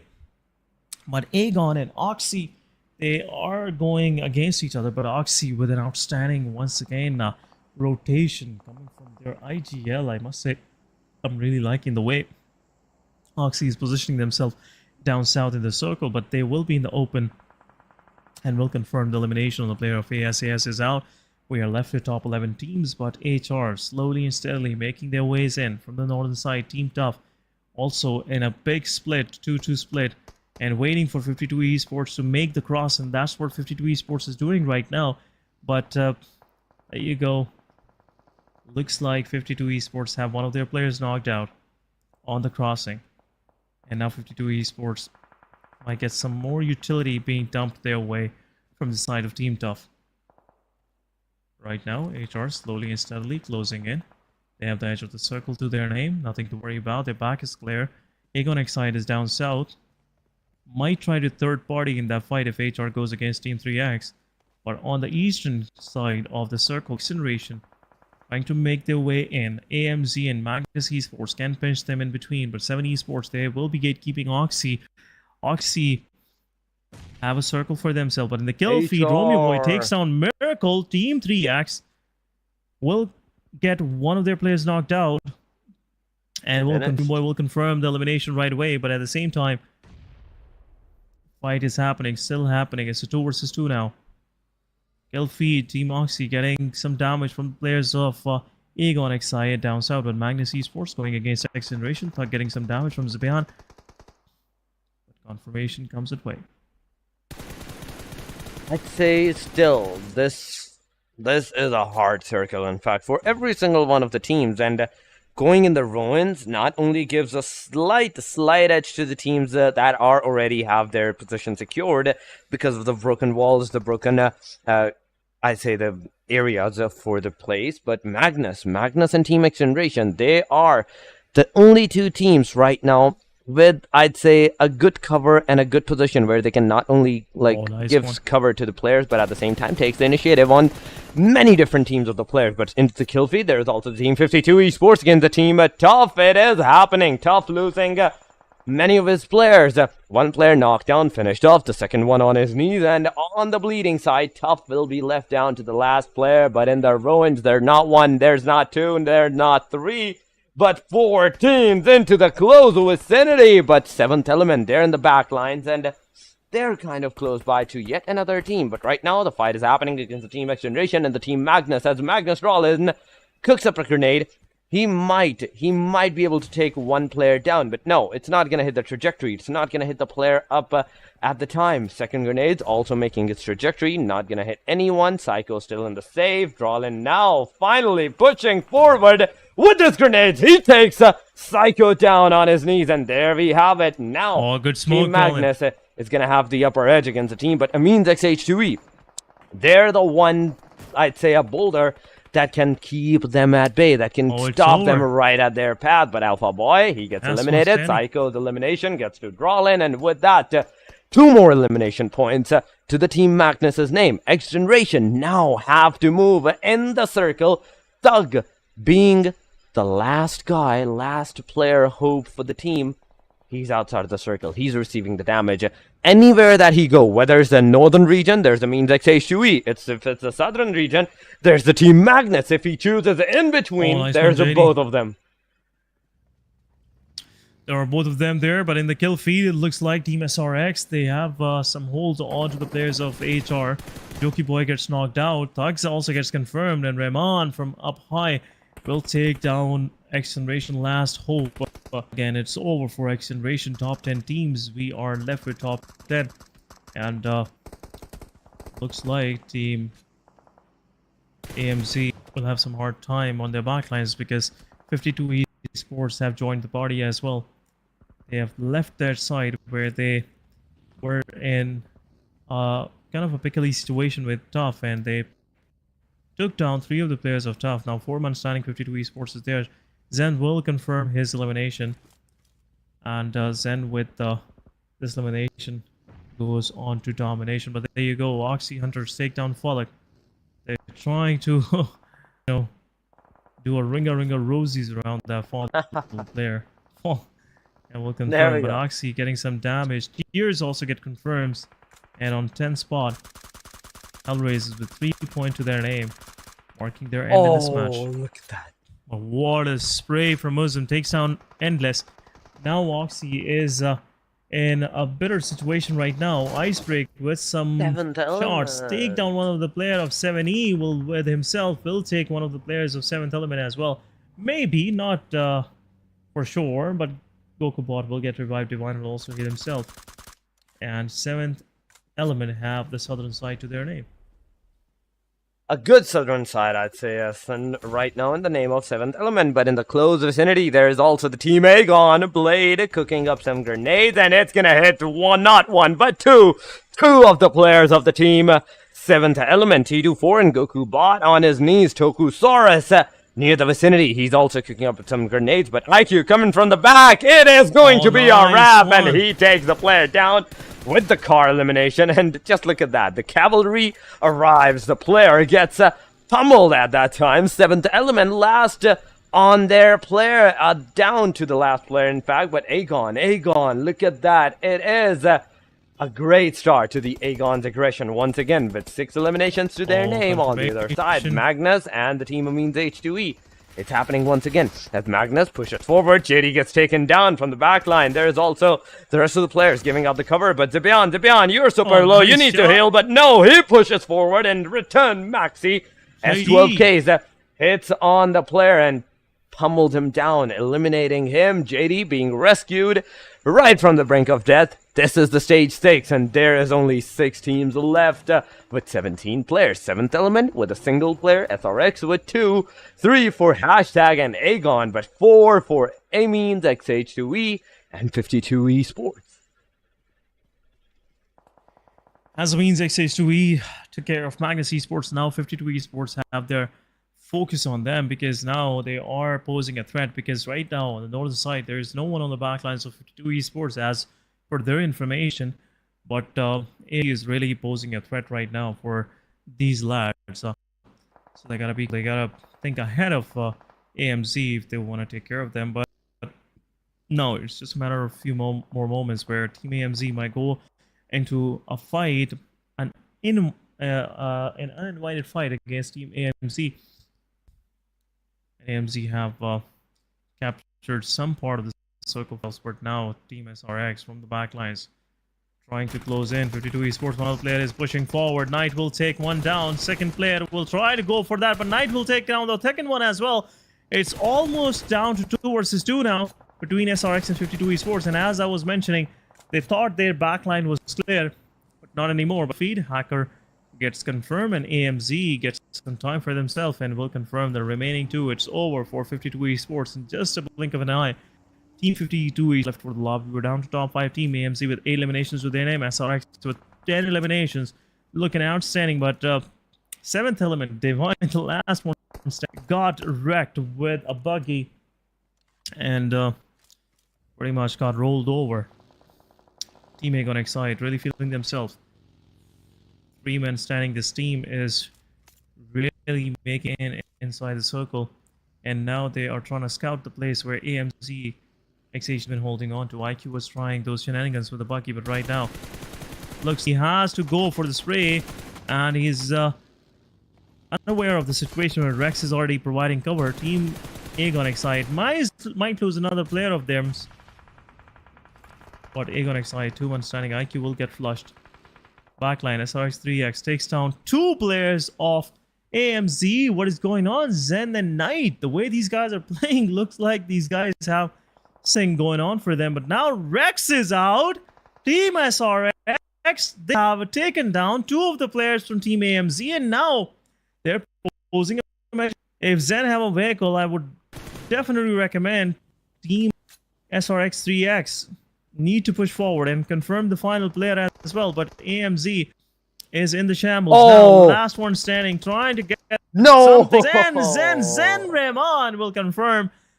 But as I was saying, delays are really costing Team 3X their fights. It was 3 players knocked down. It was a 2 versus 1, but still Team 3X delayed the process and got wrecked. And said all of their players. And once they will, it will be a 3 versus 3 versus 3. Hashtag right now have the center of the circle for themselves. Flank 1 versus 6 is holding on to a centralized position right now, Torix. They are holding, I'd say, still the flanky angle is the centralized position, but Aegon, I'd say, still has the better chance of getting that winner chicken dinner, because 2 of their players are in the circle, whereas Amin's XH2E, their position is revealed out. Aegon's, on the other hand, is not. IQ might have been spotted, but there is also always the cars. There's always the ridges that the players can use for themselves. But Rahman going, I think, for the initialization. He's going for the flank, in fact, near the Team Aegon side. From the back angle, he's going to enter. He's going to make sure that the buggy sound do not go to the team. But Uzum, in the meantime, takes his buggy, gets out of the position. Now, all of the players have to move inside of that circle. It means XH2E might be in a difficult position because the position that they have in, it's a complete edge, similar side to the team hashtag and the team's nice move, means XH2E. But right now at this angle, at this position, it depends. Where the 8th stage of the circle is gonna go. So far, 10 elimination to the Amines XH2E's names. Rex has an M4 with the, I'd say, the armor he has. It's not that viable. 1 to 2 shots on that armor, it's gonna be all over. It's gonna be all it for that armor. But hashtag, they have compounds. They have a cover for themselves, whereas the rest of the players' team, Agond or H2E, they're completely out in the open. Just the ridges cover that they have. But the next circle, that is in 10 seconds, 7 seconds, it's going to mark the difference. Whosoever has the circle will have the upper edge against both of the teams. But there comes the grenades from Rahman's side. No one is hurt. Agond XI8 is in the circle somewhat. Team hashtag is in the circle as well. But Team A means XH2E. Now this team has to come out in the open. This team has to make their way in the circle right now. But IQ in the close vicinity of Rahman, he's going to throw a grenade, and if it does hit, oh my god, it's gonna wreck chaos. But there we go, Rahman receiving damage, still surviving. IQ once again using the util, but no, because from a different angle there comes a fire from the team hashtag side. Yeah, some fire from hashtag. Rex also players of Agon XI8 down south, and IQ and Blade, both of them are kind of in a tricky situation right now. Lism's position is also revealed. Rex have to be careful, but some utility can actually provide some opening to the players of AMZ. But it's utility coming their way as well. IQ is low on HP. Utility goes from the side of Rex, not getting anything. Now AMZ have repositioned themselves down south. They are more interested in going against Agon right now than going against team hashtag that they are holding inside the compounds. So compounds fight will be tricky, but there you go, Nate. And this Nate doesn't take one down. Blade is low on HP with one bullet. One more connection to the job, but right now, IQ with the utility. Blade gets knocked. Another one down. Team AMZ is down to one player that they have to deal with, and it's Uzum. Rahman's position revealed. One nade already dropped down. Another one coming his way. And confirmation it is, but Rahman will get knocked down at the same time. Hashtag Flanky 1 versus 60 takes down another player. And it's over. 1 versus 3 now to deal for Team AMZ XH2E. H2E wasn't expecting this kind of turn of event. But now it's down to Rex. 1 versus 3, and it's over. Hashtag getting the winner chicken dinner for themselves. GG. GG's to the team. Amazing hashtag with 3 eliminations. I'd say a good survival to the team. A beautiful survival to the team. But 3 eliminations. 3 eliminations to their name at a total of 13 points. They're on the hashtag 18 in the overall standing right now after this winner chicken dinner with a measly 500 damage towards their name. The 3rd match has been concluded. The 2nd Erangel has been concluded. But guys, this is just the start, and we, for that instance, have to go on a short break. So stay here with us and we will be right back.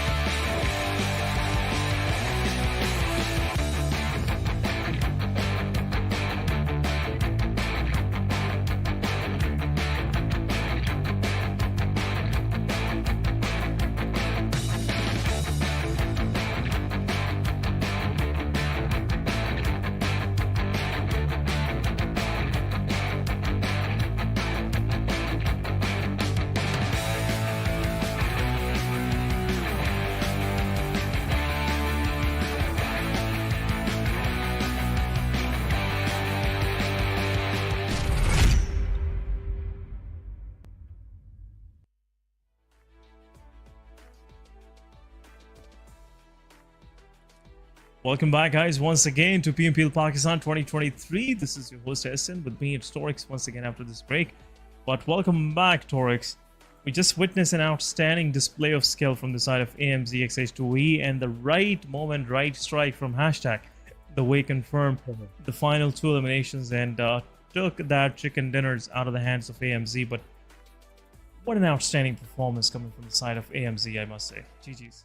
Definitely. First of all, thank you once again for the welcome, SN. And yes, straight up, we have to see who is the MVP in this match. And as we're seeing the MVP, it is none other than Ameen's XH2E Rahman. 6 elimination, versus 3, 1000 plus damage, 1v3 against Aegon. Definitely 4 knocks, 4 assists, and a survival time of 27-26. But still, getting that MVP, getting that elimination with that much of a damage means there's bound to be more players that might have a surrounding a clothesline with that elimination damage and the top players' MVP stats. But Ethan, last match, I'm feeling it for the team. It means they were this close. They were this close of getting that winner chicken dinner, but yet they are so far because they were not able to get it. But right now, as we move to our top players, the second one in the line is going to be SRX3X, in fact, Knight with 5 eliminations,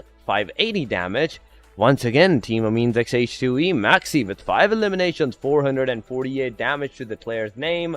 Zen99 from the SRX3X, 4 elimination, 575 damage, and 52 Esports, Chotu with 4 elimination to the name. 2 for Ameen's, 2 for SRX3X, and 1 for Team 52 Esports.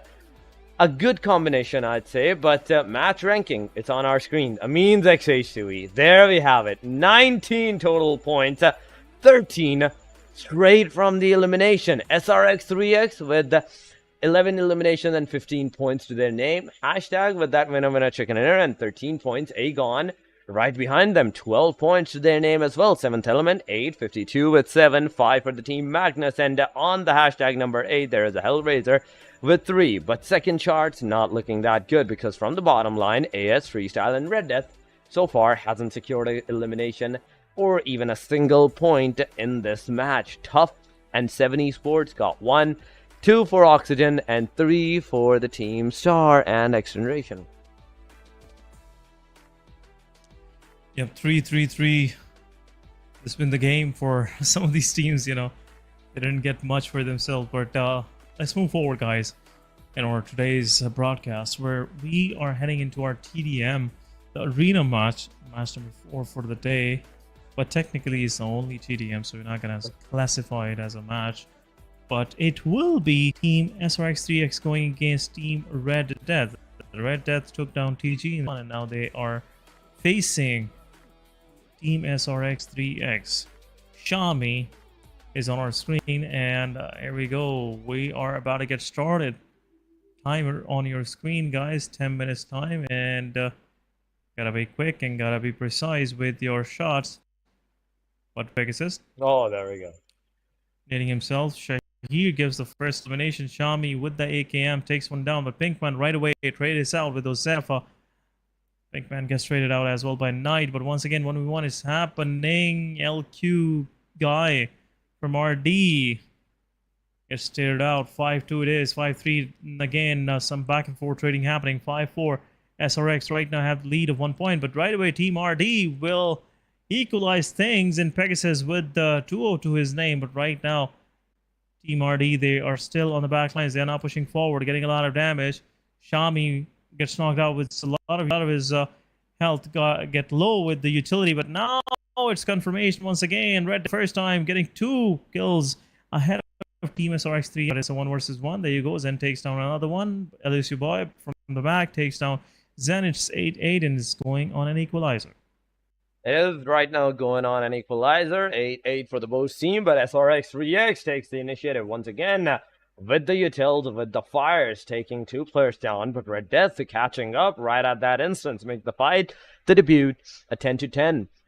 SRX3X, Josefa in the mid, he's taking the fight on the right side, and constant fire from the Groza is going to lead up to at least 1 elimination by the player's name, but 2 from the team Red Death, and now Red Death might be the one that might take the initiative a little towards themselves. But then he's taking the fight. Close line against the Shahir. Shahir nice gets one. taken down at the same time. Then also gets taken down. It is a good follow-up. 14-14. Both players are playing. I'd say both teams are right now in the equilibrium where one makes the mistake, the other one catches the other players, the other team's mistakes as well. As Pegasus gets taken down. Knight also takes the initiative. But look at that. That was 2 elimination from the SRX 3X against the Team RD, and 1 elimination with the Groza. A second one coming in with El Kokoe. AKM fire. He takes another player down. The fight is on 16-20 in the favor of the SRX 3X. But there's also the fact that Team RD can easily make a comeback with the AKMs in their hand. Just look at that. 22-18. Right now, slowly and steadily catching up. And 22-22. That marker is not going up anymore. Yeah, it's not 22-19. 3 points difference for Team RD to catch up. But again, at the same time, giving a lot of damage. Shami Hackers takes down Aluka Guy. 23-20 it is now. Pegasus tried his best to actually took down one of the players. But Zen on the meanwhile, 2 of the players from Team SRX 3X been taken out by Shahir. Team RD, Aluka Guy, or I would say. I am just curious to just trying to find the way how to pronounce this guy name. But anyhow, Shahir takes down Zephyr. Pinkman gets also traded out. 27-23 it is. SRX 3X with some good lead to their name. 4 points lead is really going to help them with their confidence. But now, Team RD, they're losing players right, left, and center. 3 players down. Zen confirming 2 of the eliminations, and 30-25 it is. So Zephyr right away gets traded out. Pegasus with kill now. Aluka Guy trying his best, but Knight, he's been the real Knight with the shiny armor. It's really keeping things at bay for Team RD. RD losing their control now. They're losing their control now. Team SRX, they're not holding back. They're not showing any mercy. And now SRX is going once again against RD with some proper aggression. It's 37-30, 7 points lead. 3 more to go for Team SRX 3X. But Team RD now, they are holding on to the back lines, and it will be a confirmation. Shahid with 1, 38-31. Still 7 points lead. Pinkman will get flushed out. Luca Boy gives some cover. But it's at the same time, it's slightly closing in. This hold from RD is really making things uncomfortable for Team SRX 3X because they aren't able to find anything for themselves. But utility is the answer. They're going in, giving some damage. 1 more player from Team SRX. Confirms another elimination. Last one for Team SRX. Zen goes in, confirm a Luca guy, and it's over. Team SRX 3X confirming these points for themselves and moving forward into round number 3. Round number 3 for the Team SRX 3X. That means for tomorrow we're going to witness 7th Element versus the XGeneration. And out of that match, whosoever goes to the next fight will be facing SRX 3X. But in the round 3, there's Aegon, there's Team Tough, AS, Magnus, R3G, Team QWERTY. And right now, the latest name that joined the ranks is SRX 3X Esports. But tomorrow, there's going to be another TDM arena match where we will have to see who will take the win for that and move into the round 3. Fights are of uttermost intensifying because as we move the stages, there's a lot less points, I'd say, that gives out your elimination at that time, or the openings the other teams can catch up to you because you're that good. But right now we are seeing the schedule, and the last 2 matches is going to be on the dry pace. Group A, C, D, and E in the first Miramar, and in the last Miramar we will see the Group B, C, D, and E. But right now, SN, the Group A, C, D, and E, they are together. They are going to take the initiative against each other, and they have to make sure in this they have to do something, because in the last one, Group A is not going to be playing. Group A have to be in uttermost care, and at the same time they have to make sure that every single point in this at least match counts out for them. Yeah, this will be the final one for themselves. And now, as we saw, Team Group B is on the benches. So not going to see HR 7th Element And at the same time, Amin's XH2E, the dominator from the previous match, and Team AS Esports in this particular one. So first Miramar will be, more of, I would say, Group A under the limelight, and also Group D, because Magnus Esports been playing fantastic throughout this match as well. They had a good fight against AMZ, but AMZ had they had something going for them. So that's the reason why they never let Magnus Esports actually catch up to them, and the real difference was made. But anyhow, as the moment goes, we are about to move into our match number 4. But guys, we'll be back after a short break. PUBG Mobile version 2.7 will be available soon. Let's take a look at all the new content. The long-awaited Dragon Ball Super collaboration is officially here. We'll be bringing you 2 new game modes for this collaboration: Dragon Ball Super themed mode and Battle Royale Dragon Ball Super. Dragon Ball Super themed mode will be available in Erangel, Livic, and Sanhok. In this mode, we've incorporated Dragon Ball elements into the classic Battle Royale gameplay. All players will embark on a journey to find the Dragon Balls to summon Shenron. Collect the Dragon Balls scattered throughout the map. The team that gathers all 7 will be able to summon Shenron at the Shenron altar and make a wish to obtain powerful buffs. Maybe if you're super lucky, you'll get 3 wishes at once. During the journey of collecting the Dragon Balls, players will obtain a type of energy called Ki during the game. Players can use Ki to unleash famous Dragon Ball moves. Players can obtain the Kamehameha by picking it up. It equips to the pistol slot. After charging, it will release a continuous high-damage beam. Fukujutsu is another skill that can be picked up during a match. Players can use this skill to fly freely in the air and make quick tactical maneuvers. The Senzu Bean is a new recovery item that is incredibly effective. The Dragon Radar can display the location of Dragon Balls that haven't already been claimed by other players. It can help you collect the Dragon Balls more quickly. The Air Car can carry up to 3 players. It's easy to put away and has better performance than regular vehicles. Tenkaichi Budokai, Kame House, Korin Tower, Dragon Ball Village. These are some famous landmarks that will appear in the game. Call your friends and explore with them now. The collaboration this time even has a hidden challenge, named Dragon Ball Trial. Win consecutively in the themed mode for a chance to take on the challenge. After accepting the missions, the team has to follow the instructions and gather 7 Dragon Balls. During the process, your team's location will be exposed to other players. All players will be drawn into battle for the Dragon Balls. To win the game, the trial team must successfully secure the Dragon Balls, defend the altar, and then summon Shenron. Are you ready for the challenge? In this standalone mode, named Battle Royale Dragon Ball Super, players can roleplay as iconic Dragon Ball characters. Use powerful, unique moves in a brand new anime-style map, and become the ultimate victor. There are 5 Dragon Ball characters in this mode. They are Son Goku, Vegeta, Ultimate Gohan, Piccolo, and Frieza. Select your favorite fighter. Master their skills to suppress your enemies and achieve victory in intense battles. In the new version, the new Ace 32 firearm will be made available on all maps. It uses 7.62mm ammo and has 6 attachment slots. What are you waiting for? Go try it out now. Furthermore, this update also includes a firearm attribute tag display. Newer players can go to their backpack to look at the tags of a firearm they've picked up to quickly grasp its characteristics. The new Cycle 5 Season 13 begins on July 18th. Be sure to stay tuned for the new season rewards. That's a wrap for the main new content of the upcoming version. For more information, be sure to follow our official PUBG Mobile community.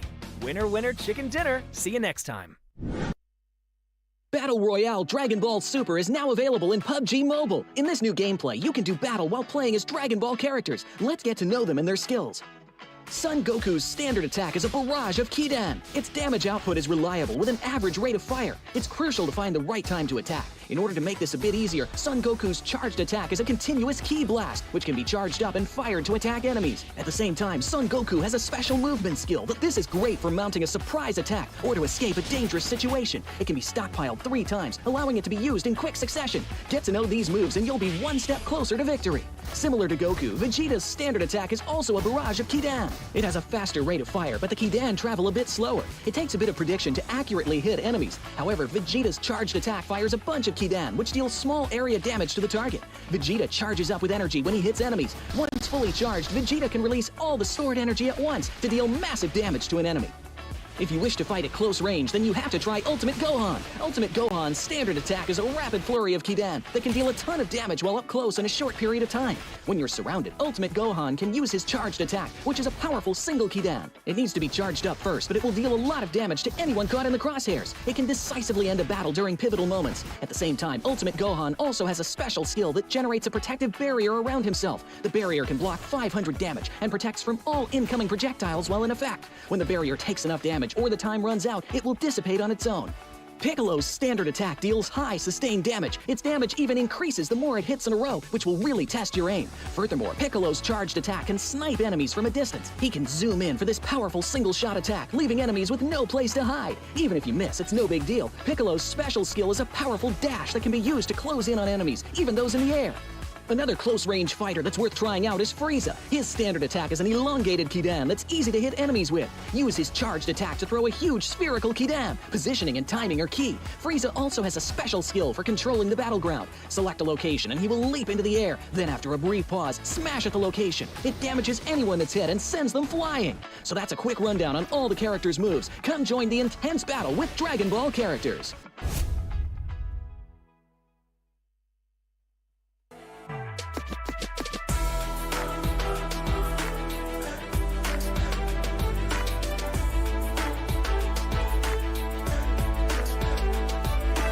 Welcome back after this short break, and we're watching PMPL Pakistan as we are heading into our match number 4 for the day. It's Miramar. Starting out with the plane line, guys. Let's go to the Razor toward El Pozo. But welcome back, Torex. And as we were discussing during the break, it's gonna be that match will really give a lot of momentum to those teams that are trying to find their way and trying to finish things on a I would say on a higher note at the end of the day. True. And those higher notes are what's going to matter the most. If you're able to secure it, that's the first thing, in fact. But right now, judging from the plane line, it is somewhat almost every place is accessible, but it's Miramar. It's a 8x8, the largest map there ever is in the PUBG. The southern angles, the complete southern angles, they're not accessible. The complete northern angles, they're not accessible. Even Al-Hazar is not going to be accessible. The only place that the teams can easily go and glide is going to be Hacienda del Patron. El Pozo is in the plain line. So majority of the hard drop areas are straight up with the plain line, but the circle is gonna what makes a difference at this time for the teams. In fact, Oxy at the Puerto Paraíso, Impala for the team XGeneration, and there we go, a good circle shift going southern side. Minas del Valle, Valle del Mar, and even the Picado areas and San Martin areas are somewhat accessible. But the Team Star, Team SRX 3X, right off the bat, they're against each other. Uzi in the hand of Daniel. Skull, I don't think he has anything in his hand, but Daniel takes Miracle Downs and has a... Oh my god, that is a skull-breaking shotgun. That is a sawed-off shotgun pistol on the player's end. But look at that. He changes up to the Winchester 97 and he gets a headshot right on the player. Not one, but two. He takes down two of the players. Team Star is struggling once again. The initialization, the start that they took, they are on the receiving edge once again, but Osama beautifully taking Miracle and then down and eliminating them. They are going to secure and survive with all of their players. And now, at the early stages, two eliminations to the player's name. Daniel, Skull, both are going to be on their feet, but there we go. Nice is coming. He has a gun. It is a Vector in the player's hand. In fact, an Uzi in the player's hand. On the other side, there's also Mini 14 on his backpack, which he will be using for a longer range. But right now, he has to go for the close range fight. He has to take the initiative in the close range vicinity to the Uzi shot. Did hit the player. It did some damage, but Osama is in the cover, is in the safer side. The top of the position that he is in. Only four bullets to the player named Daniel gets taken down. There goes a grenade right at the outskirts. Knife still survives now with the Mini 14. Tap fires. He's going to be faced up with Osama. Osama, on the other hand, does not have anything. He doesn't have a single thing to his name aside from the machete that he has got that he can use in the close range. But on the other side, there's also Knight taking down Fury from a long range. SKS and the Mini 14s Away. are doing their deeds. Team Star is on the receiving edge, a heavy receiving edge in fact. Osama comes for the rescue, but he's a solo player, so single player surviving for the team. 13 bullets in the Mini 14, and against the auto gun, it's going to be a difficult position to go face to face. Yeah, it'll be a difficult one, but right now, nothing much left for Team Star. Skull right now surviving. Fury will get eliminated as well, and there will be some backup arriving for Naish. But at the same time, Naish confirms the player while he was, oh my goodness, trying to go for the revival. But Sama, last one standing. Let's see if things can change around, because it's a 1 versus 2 now. And Sama waiting with a shotgun, a Molotov being deployed as well. Oh. Sama repositioning himself side. Sama realizing there's nothing much left for him in this fight. He's just waiting for the right. Players have already pushed in. One shotgun. 6 No! Oh, good try! Good try! Good try!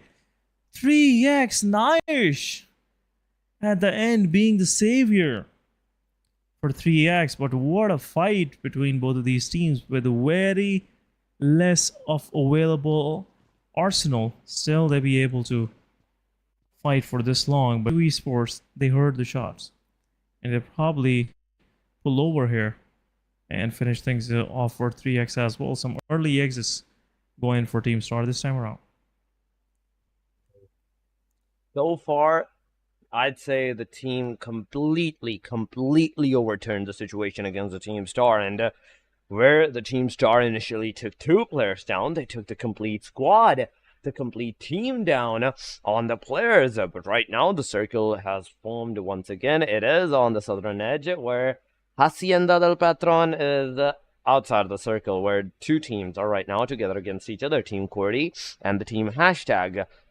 Together with each other, a 2-2 split to the Hashtag, where Hayan and Flicker, I believe, leader, in fact, he's out completely on the northern area, the Torea Humada, Crucial Valley, but on the other side, the Tantana Tantan and 1v60, they are together as a duo, but right now, inside of the circle, near the Lost Leon, there's also the Team Aegon and Team Artie that might engage in the fight, that might engage in a complete squad versus squad, but the circle is going to make sure that right now the teams do not engage. The teams do not engage against each other or any way other. But on the other side, on the northern region, near the Picado, there's the Team 52 and the Team Se7en Esports taking the initiative.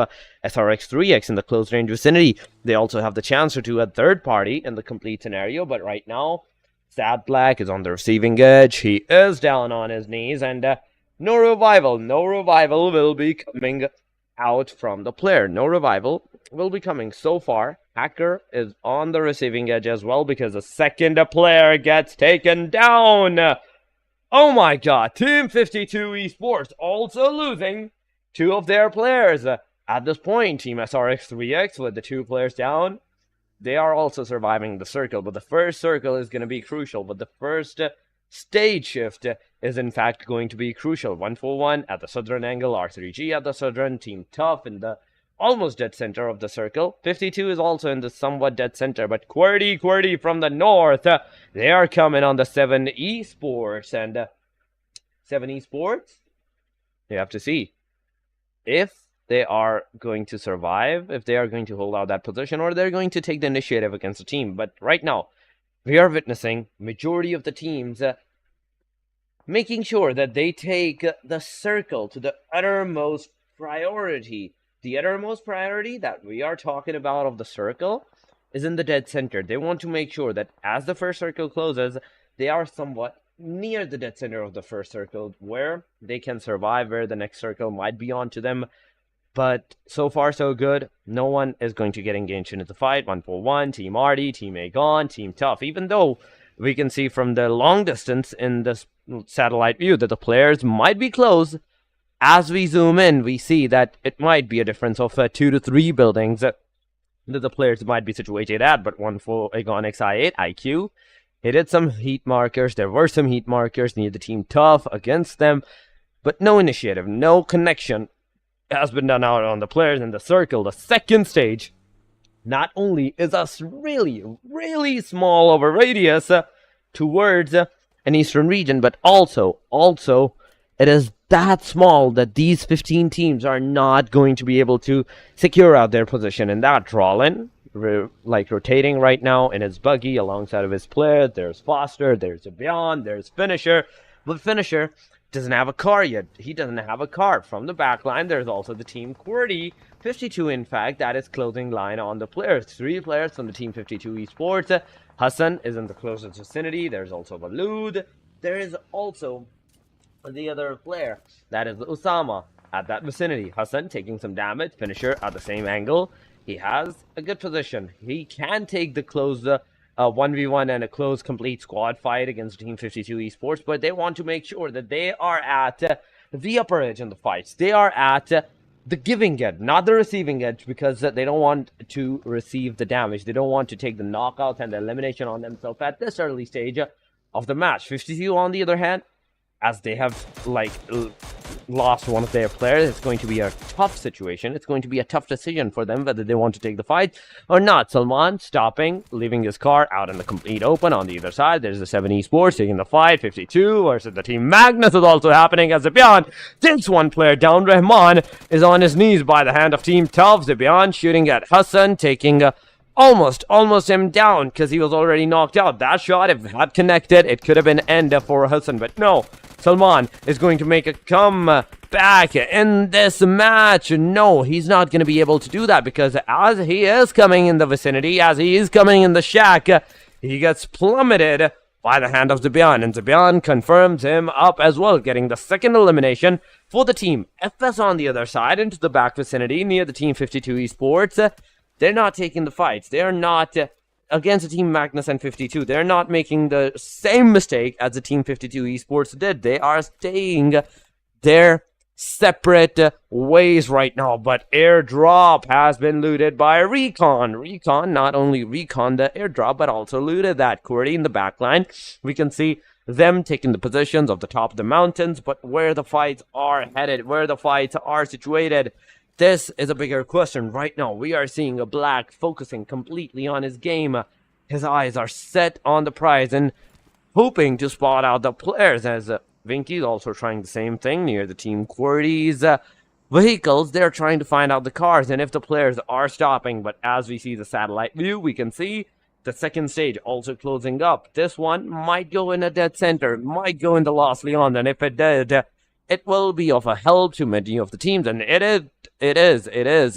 has gone to the center of the circle, where Aegon is right now in the dead center. Se7en Esports, they're in the circle, they're in the vicinity, they're at a safer side, but Team Tough, 2 players in the circle, 2 players outside.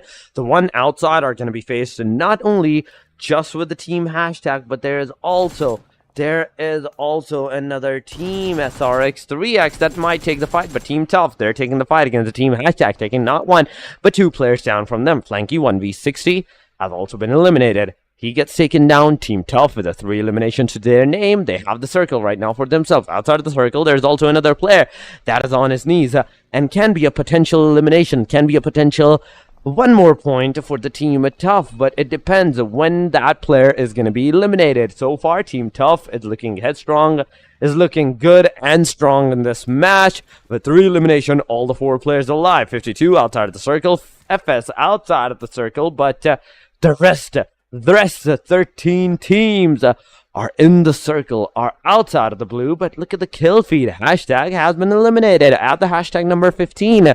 Team SRX3X near the Team Tough vicinity. They also have the chance of taking the fights, but where the rest of the fights are happening, that is the bigger question. Close line to the Team Tough. There's SRX3X. Knight completely out in the open. He goes prone. He gets into the car. As soon as he gets out, once again, he's plummeted with some shots, with some fire. But look at that. There is also Knight that has been taken down by M7X. And with this Thor's fire on Knight, it marks the end for the team SRX3X as they get eliminated on the hashtag number 14. Stage 3 is also closing on, and it's not going to be much of a time for the players or for the teams. Only 1 minute and 5 seconds to their name. 13 teams, and some of them has to get inside of that circle. But another knock. Edgar taking Team FS down on their knees, as well as Wasi gets taken down. He gets completed. 6th elimination for the team Tough right now. It is an amazing start for the team Tough. But Magnus, Se7en Esports, they're fighting as well. And as Se7en Esports is on the receiving edge, we are seeing the team Se7en Esports down to their last player.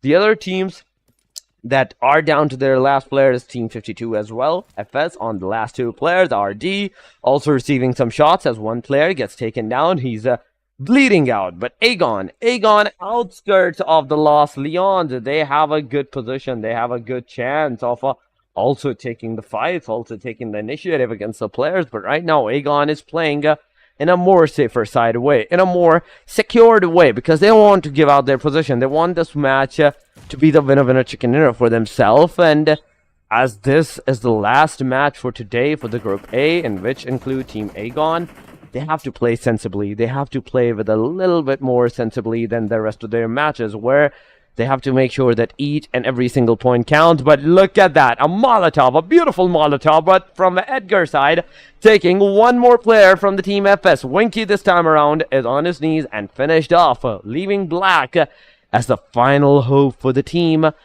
Everything, every single thing is on this player's shoulder. Black, whether the team is going to survive, whether the team is going to get some more initiative or some initial eliminations points to their name, it's all dependent upon this player and this player's strategy alone. The rest of the player can only give him advice on what to do, what not to do, but the rest of the match, it's on this player right now. But Team Tough, with those eliminations that they secured so far, just look at that. Look at those beautiful eliminations. 7 to their name, and not a single player on their knees or out of the match. Magnus, with the same aggression in this match as well. So far, 3 elimination outside of the circle right now. They have to make their way. They have to move their way. But there are still 13 teams. There are still 13 more teams that are taking the initiative, taking the fights. But FS Blacks gives his elimination to the circle, not to the Tough. It could have been a second team elimination for the Team Tough, but it was denied. It was denied. Another plain line, another, in fact, circle is being formed up. This time, once again, in the Los Leons, it's a northern shift of the Los Leons, where complete city of the Los Leons is still in the circle, but 20% to 30% of the area of the outskirts is also available for the teams to hold. 52, Walud being the last guy hope for the team of 52. He's close line to the Team QWERTY. He can initiate the fights, but he has to make sure that he is where he gives out the damage to the Team QWERTY, not the one on the receiving edge. So far, with 4 teams being eliminated, Star, SRX, 3X, Hashtag, and FS, the rest 12 have the circle for themselves. And the circle has gone the Los Leons, and this is what I wanted to talk about a while ago.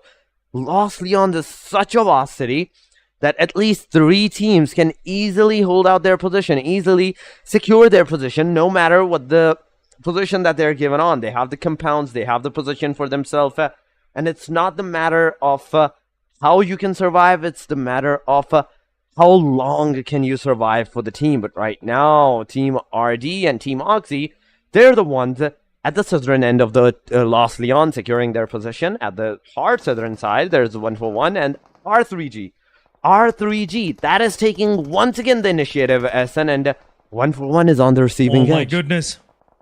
Oh my goodness, team.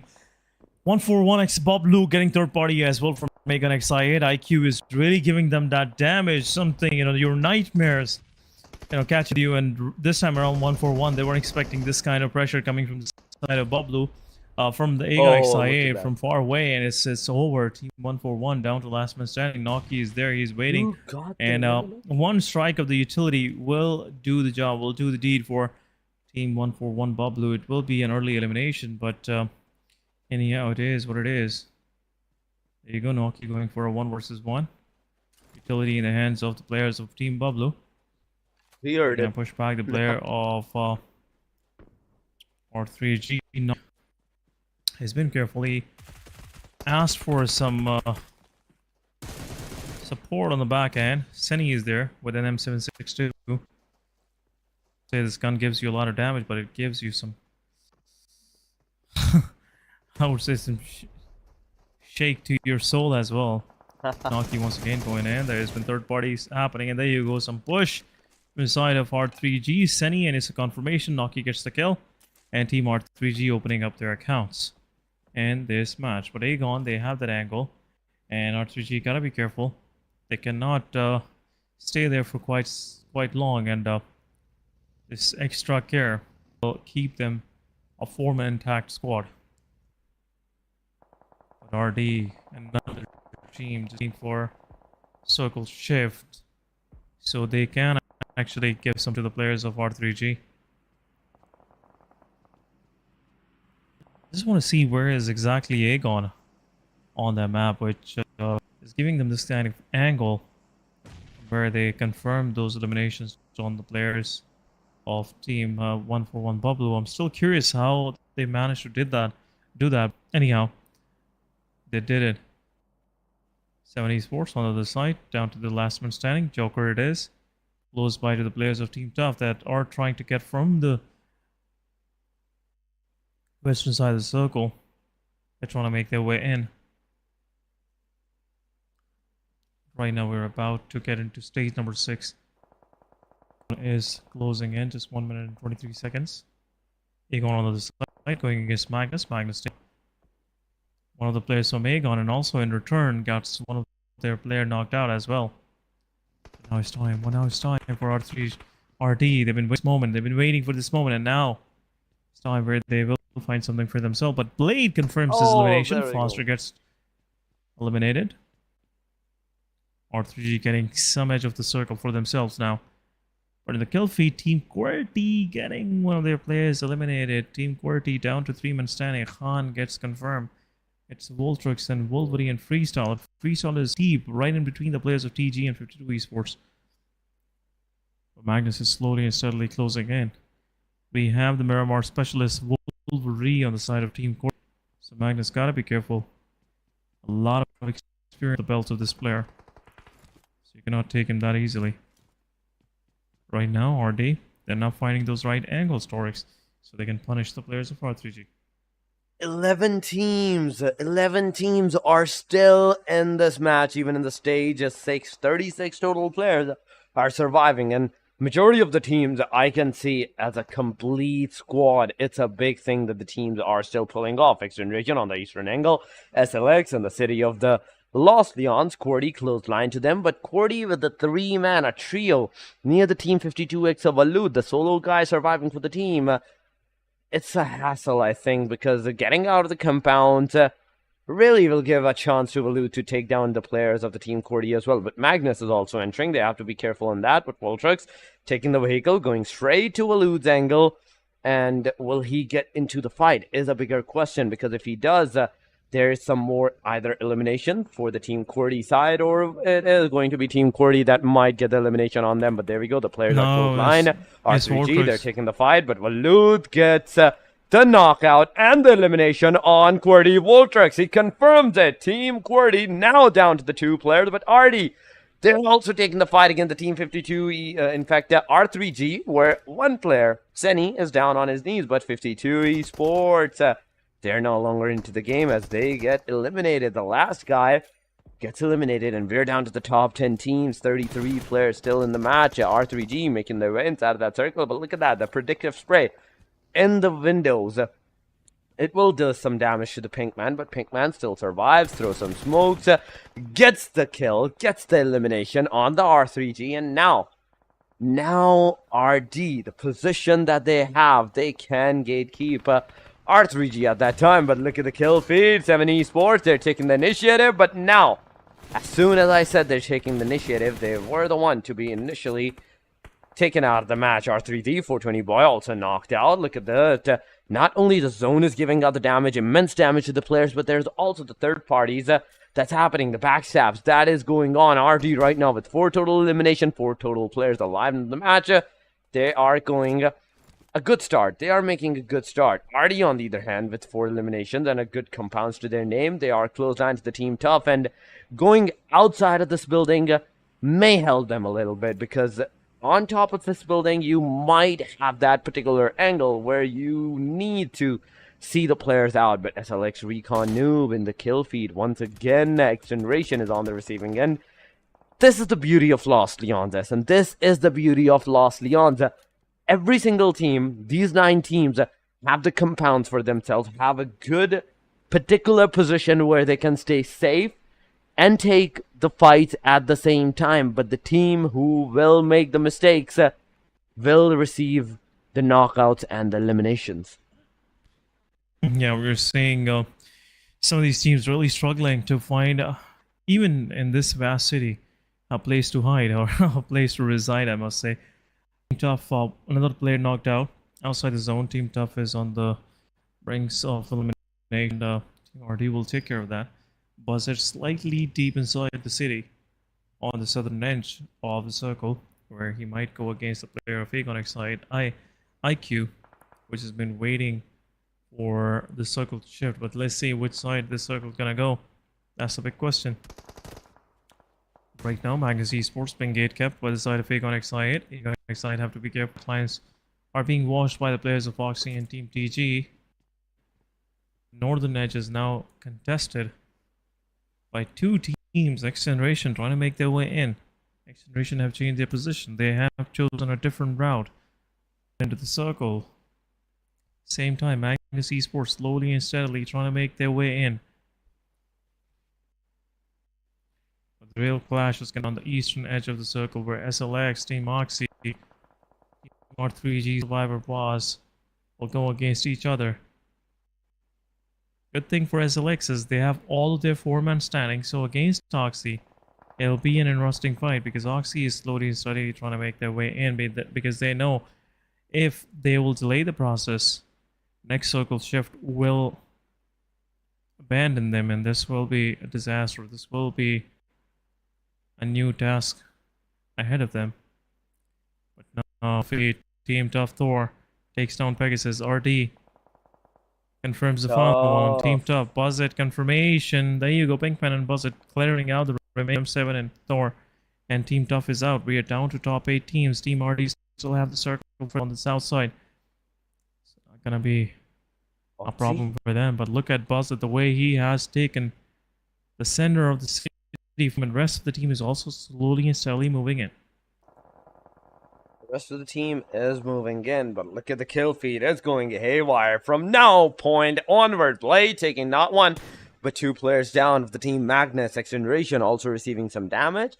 SLX and Oxy clothesline to each other, but in the backside there is also R3G Was, a solo player surviving for the team.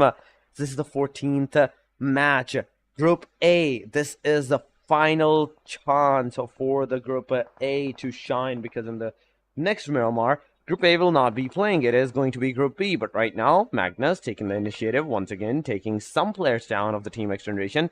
They can hope to take that aggression, but Oxy, they're also playing sensible, looking at the team RD. 10 seconds nice once work, again, Buzzet. but the circle is closing in, and Les also making sure that he also watches out for the players. But there we go, the smoke path was deployed, and an easy entry inside of that circle for the team RD right now. The rest 2 players are also taking their initiative inside of that circle, and look at that. Nice one. Easy entry inside of that circle. This means the fights are even gonna get more intense. Magnus using the grenades against the team Aegon XI8. A utility might be heading towards them, but Blade also throwing some smokes, making sure that there's at least a cover towards his name. But Zebian throwing the grenades, drawing with the throwables as well. Zebian versus Falak can possibly happen, but look at the guns that Aegon has. 2 DBSs, Falak, Blade, both ready with that. Anyone that is coming towards these players, it's a clear suicide, but Freestyler taking 2 players of the XGeneration. It was a knockout, and right now, 3 of the Team XGeneration are right now down. The last man standing for the Team XGeneration. We have to see where the player is, but on the other side, look at that. Aegon, Nice they are work. doing that. Red Death They are doing that. XGeneration to the last man standing as well. QWERTY's out by the hand of XGeneration. Alpha Boy. Now, there's a slight chance that XGeneration might be able to give out that rev to his players, but Aegon XI8, the last two players, Falak Blade, they're together. They are making sure that whether they push, whether they stay, they do it together. They do not go their separate ways, because a single wrong move will lead up to their demise. And this is the last match that they are playing for today. So they have to make it count. They have to make it secure. A good point securation, at least, for the elimination and the position. So far, if they get eliminated, it's just 1 point to their name in the position.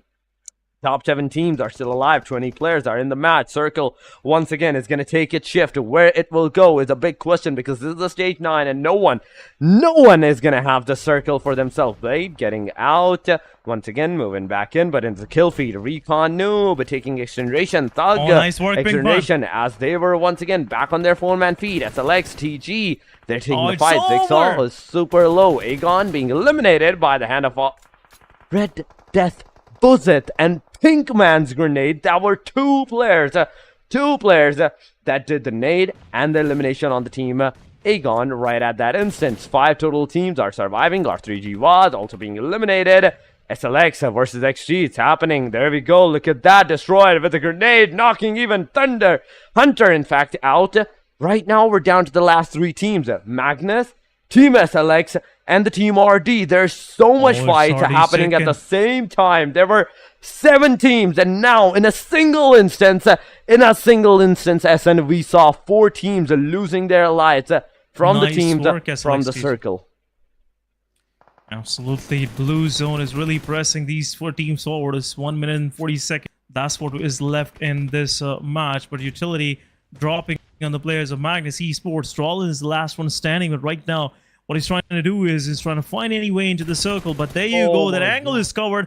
Damage been given by Pinkman. The angle is also once again covered by the side of Red Death, really pouring death on the players of Team Magnus Esports and the rest of the lobby. But right now it's a 3 versus 4. Magnus Rollins is the only thorn in the side of Team RD. If Pinkman able to confirm that kill, it will be over. There you go. Pegasus confirms elimination. Now Team RD pushing forward. It's a 4 versus 2. It's an open battle. It's an open battle between both of these teams. And looks like Team TG will take 1 down, take 2 down. 3 it's down. Almost over. It's Shahid confirming the final. Team RD getting the winner chicken dinner for themselves. Team RD with that amazing performance. At a point, it showed that there could have been some deadly scenarios for the team, but no, nonetheless, they come in clutch and they came in top with that winner chicken dinner for themselves. And SN, it was an amazing winner chicken dinner. But guys, right now we have to go on a short break, and we will be right back.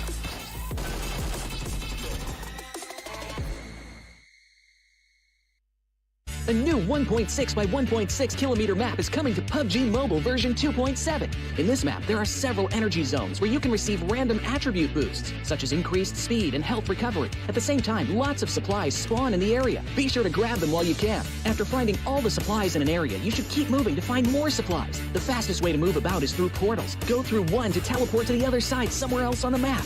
After exploring an area, it's best to teleport somewhere far. However, it's important to note that there's a cooldown after use, so it can't be used too frequently. If you want to travel across mid-distances, be sure to take note of the updrafts on the map. Get close to an updraft to get lifted into the air. After reaching a certain height, you'll descend back to the ground. During your descent, you can freely adjust your direction to head to your destination. This transportation method is very handy for escaping dangerous situations. Another thing you have to watch out for are the volcanoes on the map. The lava erupting from these volcanoes can cause damage within a certain range. Be sure not to step on the lava, otherwise you'll keep taking damage and lose health. After arriving at a new area, be sure to search for exclusive crates. Approach them to get exclusive themed supplies. Apart from exclusive crates, timed airdrops are also a great way to get supplies, so make sure to keep an eye out for the countdown timer on the minimap. It indicates when an airdrop is about to appear. After the countdown ends, a crate with amazing supplies will rise from the ground. When this happens, there will surely be many enemies vying for the crate, so make sure to lie in wait beforehand and evacuate quickly after grabbing the supplies.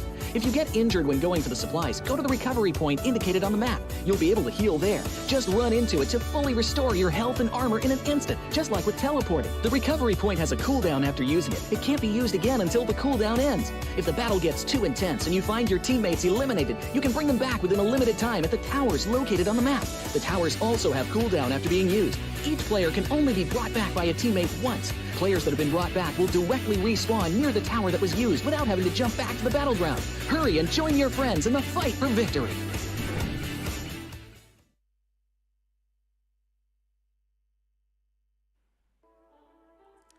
Welcome back, guys, after this short break, and this is your host Se7en, and after match 4, and what an outstanding finish to the match by Team Red Death. The way they've been playing, definitely their name is going right with their performance, you know.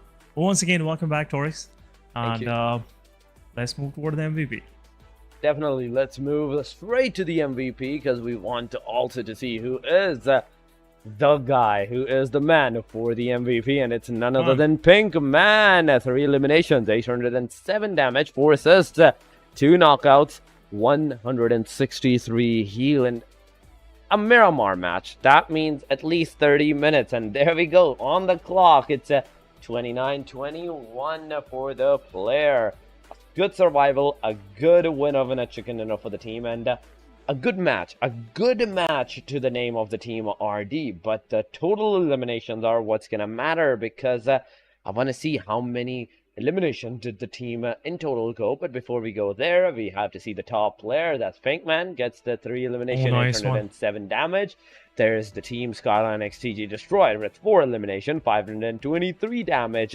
Zibian from the team Magnus also securing 3 eliminations, 638. Buzzet from RD once again with 3, 487 damage. And last but not the least, it's Team Tough Edgar with 3 elimination, 562 damage.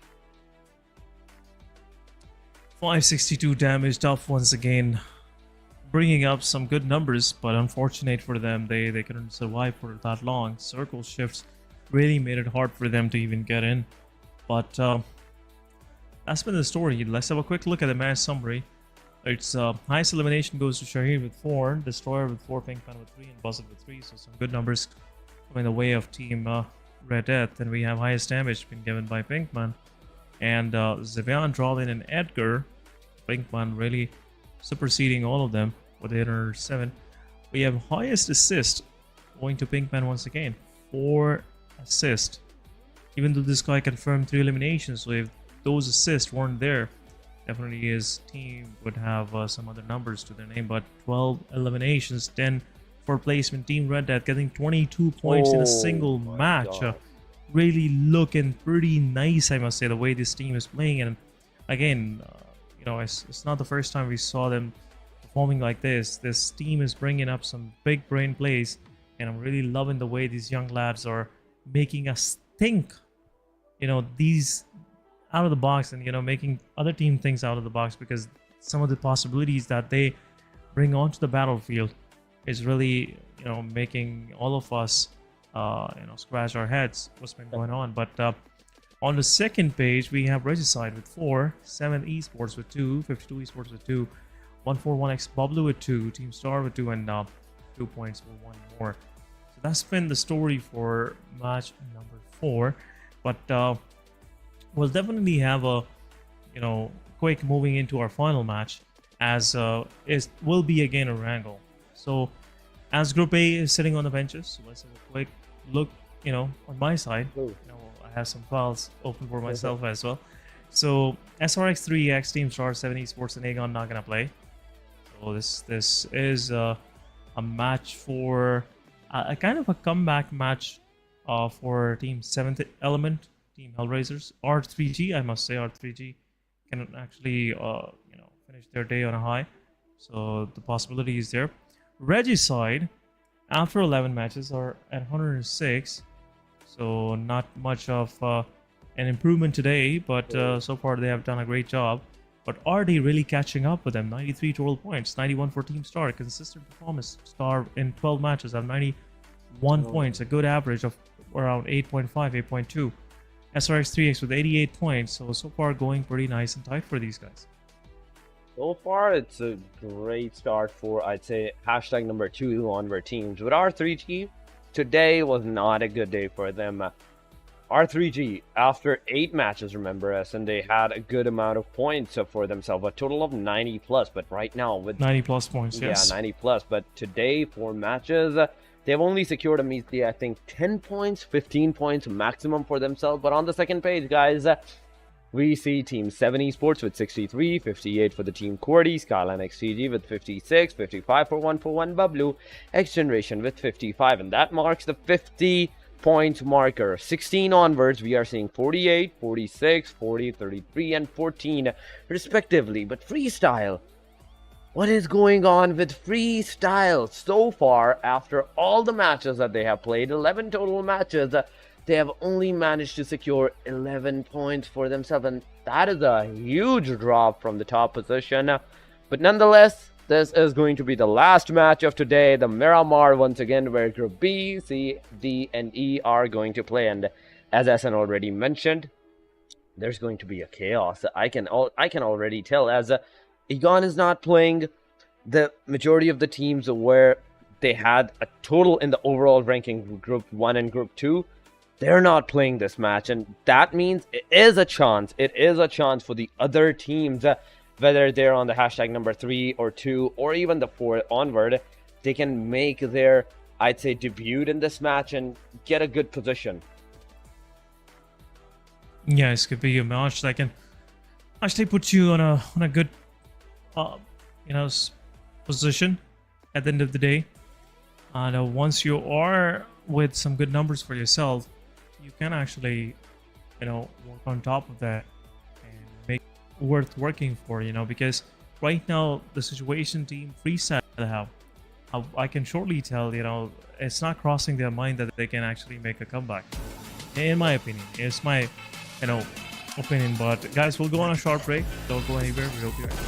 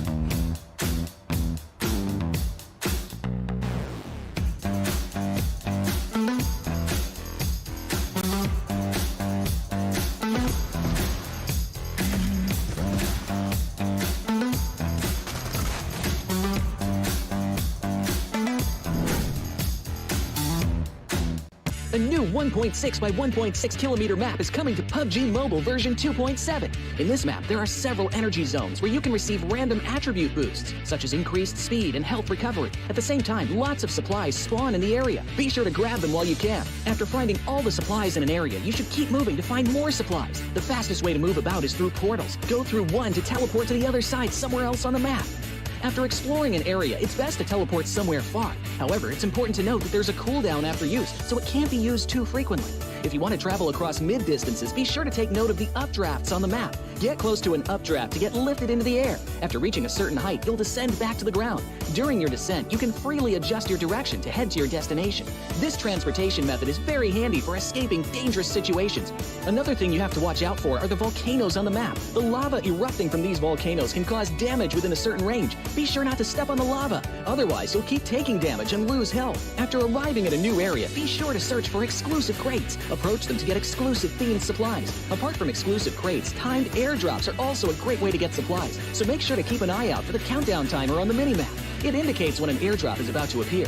After the countdown ends, a crate with amazing supplies will rise from the ground. When this happens, there will surely be many enemies vying for the crate, so make sure to lie in wait beforehand and evacuate quickly after grabbing the supplies. If you get injured when going for the supplies, go to the recovery point indicated on the map. You'll be able to heal there. Just run into it to fully restore your health and armor in an instant, just like with teleporting. The recovery point has a cooldown after using it. It can't be used again until the cooldown ends. If the battle gets too intense and you find your teammates eliminated, you can bring them back within a limited time at the towers located on the map.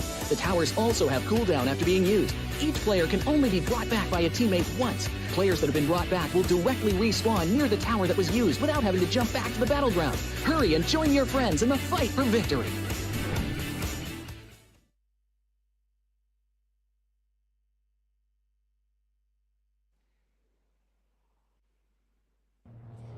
Hello and welcome back after this short break, guys. We are back again with some action as we promised. This is your host, Se7en, with me. It's Torix once again. Torix, welcome back.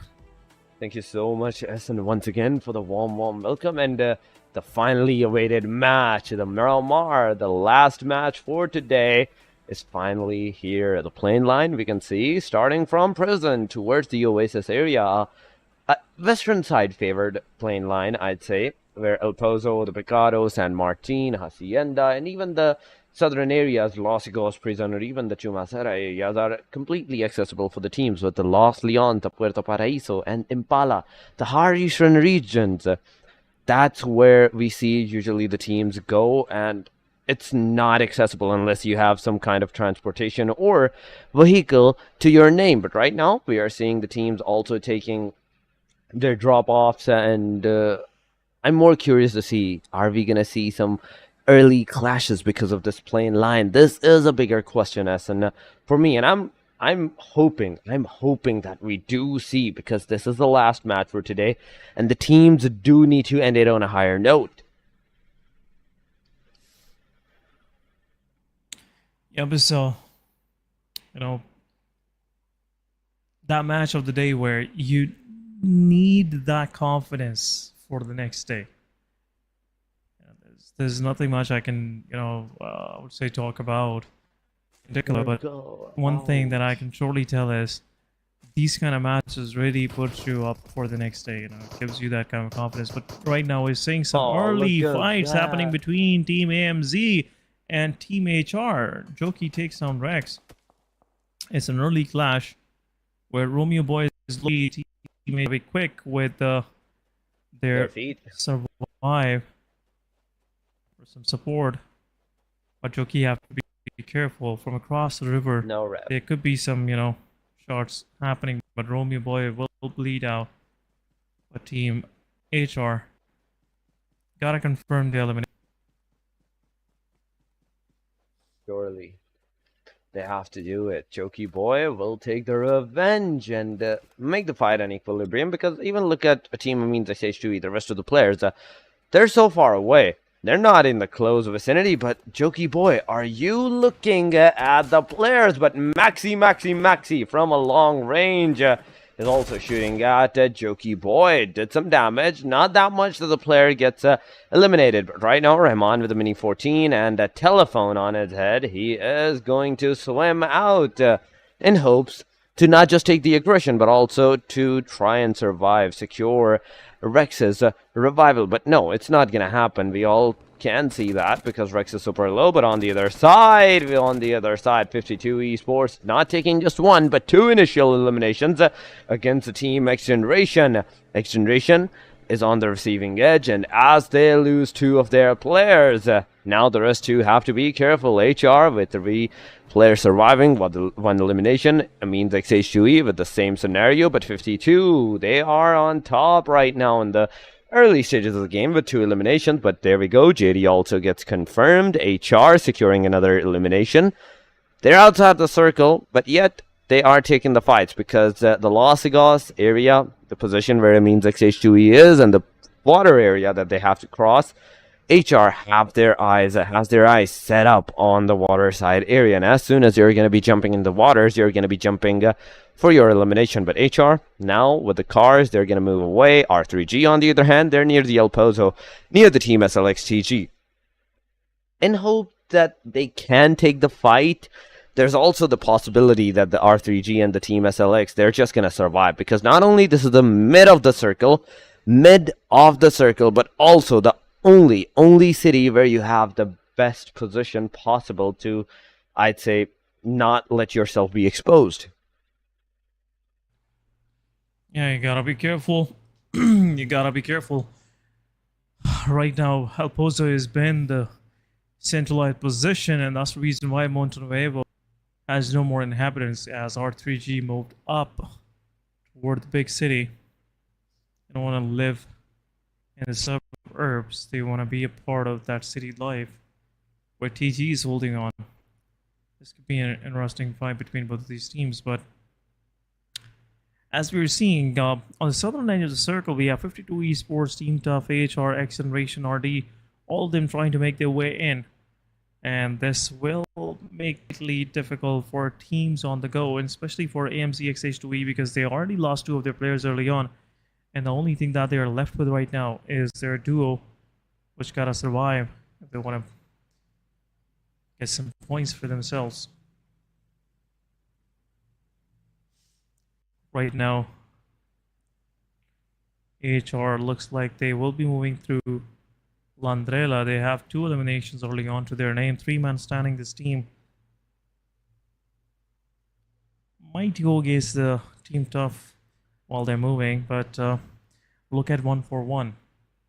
They realize Miramar won't be in the circle anytime soon, or maybe there are very low chances of any southern shifts, so it's better to be toward the center, and that's what Team 1-4-1 did.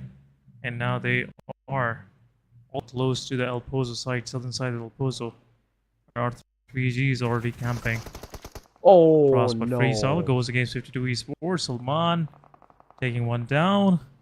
Freesal might lose another one. Team 52 had some momentum early on, so they are feeling themselves. It's definitely gonna go in fights. 52 confirmed one. Zebaf realizing while the player is on the broken wall. Throws utility, gets some chip damage on the player.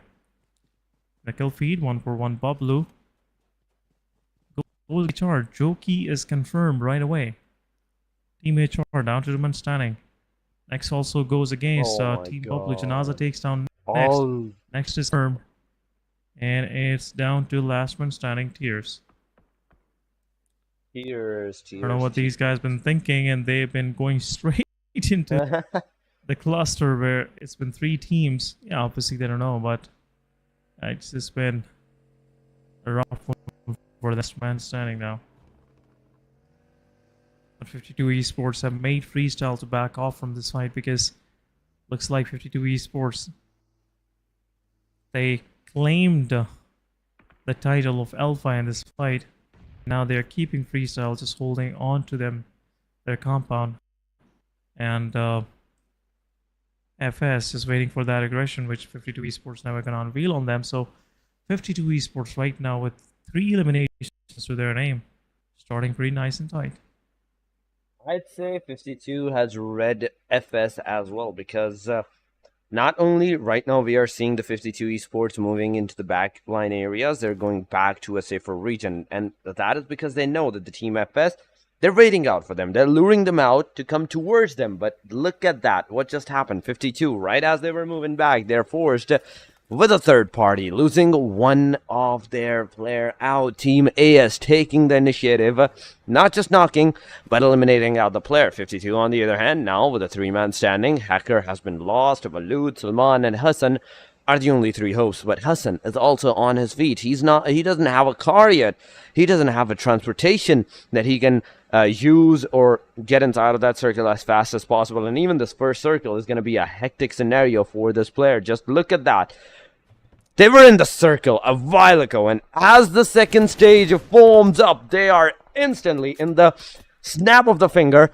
They're 1,100 meters outside, but 52, they are not going to stop. They're not going to let it slide. As their player that got eliminated, they are also going to make sure that the other team that did the damage on them bleed as well. Ami Hasni gets taken down. Pop, Khan, and Mithi are the only 3 right now players surviving for the team. And with the 1 elimination to the name of the team AS, Hasni was the player. Hasni was the player that did the initiative on the 52 Esports, and this is I think it is a revenge from the side of the team 52 right now. Yeah, 52 Esports now have 4 points for themselves, but they lost one of the players, and that single kill goes to Team AS. Unfortunate for AS, they have lost Hasni, because Hasni been doing some good work with his mid to long range fights, and now AS is left with only 3 players. But talking about the circle is shifting even further western, where it has left most of the part of El Pozo as well. Some of the edges of El Pozo are already out, and 52 Esports from La Cobria, they had made a great rotation, and now they're sitting up north in this next phase of the game. It's just stage 2, and a lot of these teams are trying to find their way in. But Han drop downs from the height and knocks himself out, and now AS is only 2-man standing. Revival will happen definitely, but Blue Zone is also taking, so 52 Esports is also abandoning the situation. But one is finding some success, and now 1-for-1 have knocked out another player of AMZ XH2E, Tuffel, Rahman, and Team Amines is out.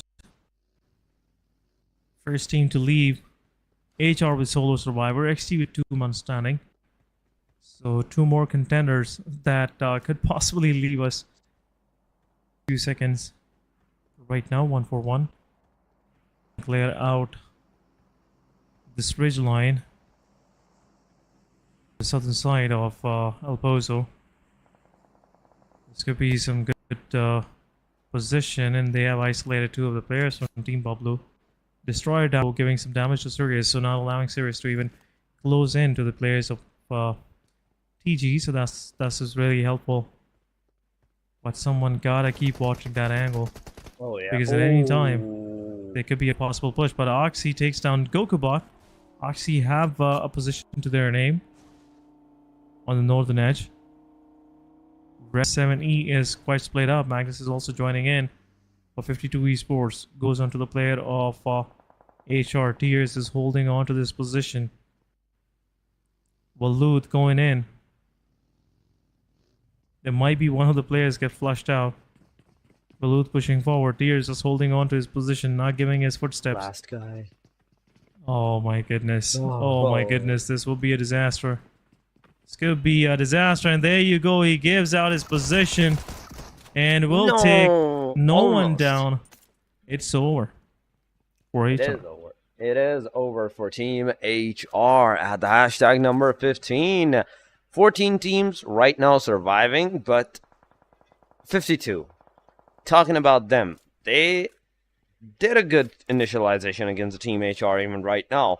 With the Molotovs, the throwables, they forced the guy out from the Team HR tiers to come out into the open, take the fight at that time, and that is where the complete trio strikes at the team. But Pop from AS, he's in the vehicle, and the vehicle is completely in the vision of the Team 52. But no, from the different angle, Khan is going to take some shots on Salman. did some damage, but Salman was lucky enough that he got into the cover of Alud. Also is out here with the 6x scope, waiting out for Khan to show his face again, but they're outside of the circle. 200 meters, they still have to make their way inside, but Team Tough, Team RD, Team SLX, and even there is another team that is in the close line, and the 3-way, 4-way deadlock that possibly can happen. Still, Essen, I still say that 10 to 15% of the area of the circle is still inaccessible, and even the circle is, even the airdrop is in that inaccessible area.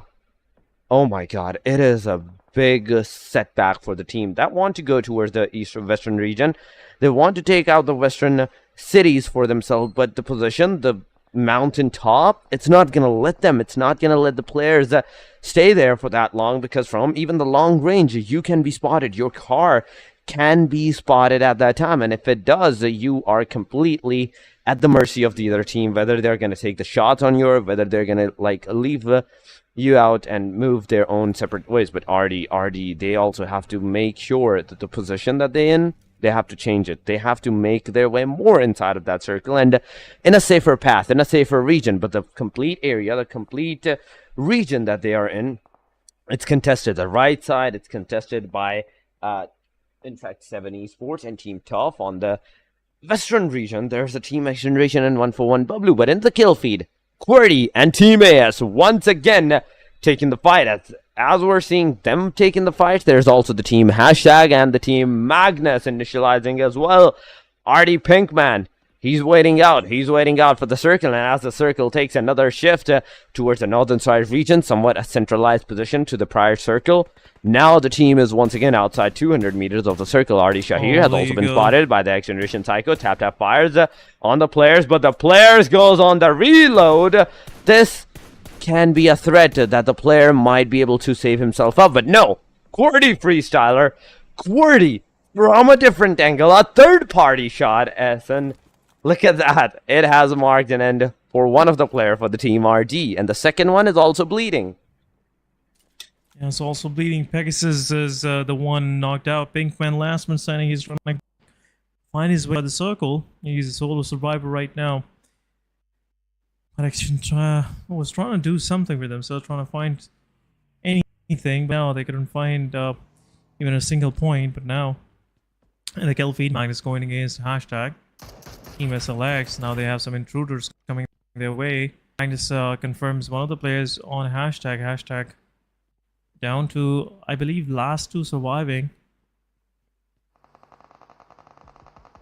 But XGeneration goes against the player. Tuck takes down one, takes down two.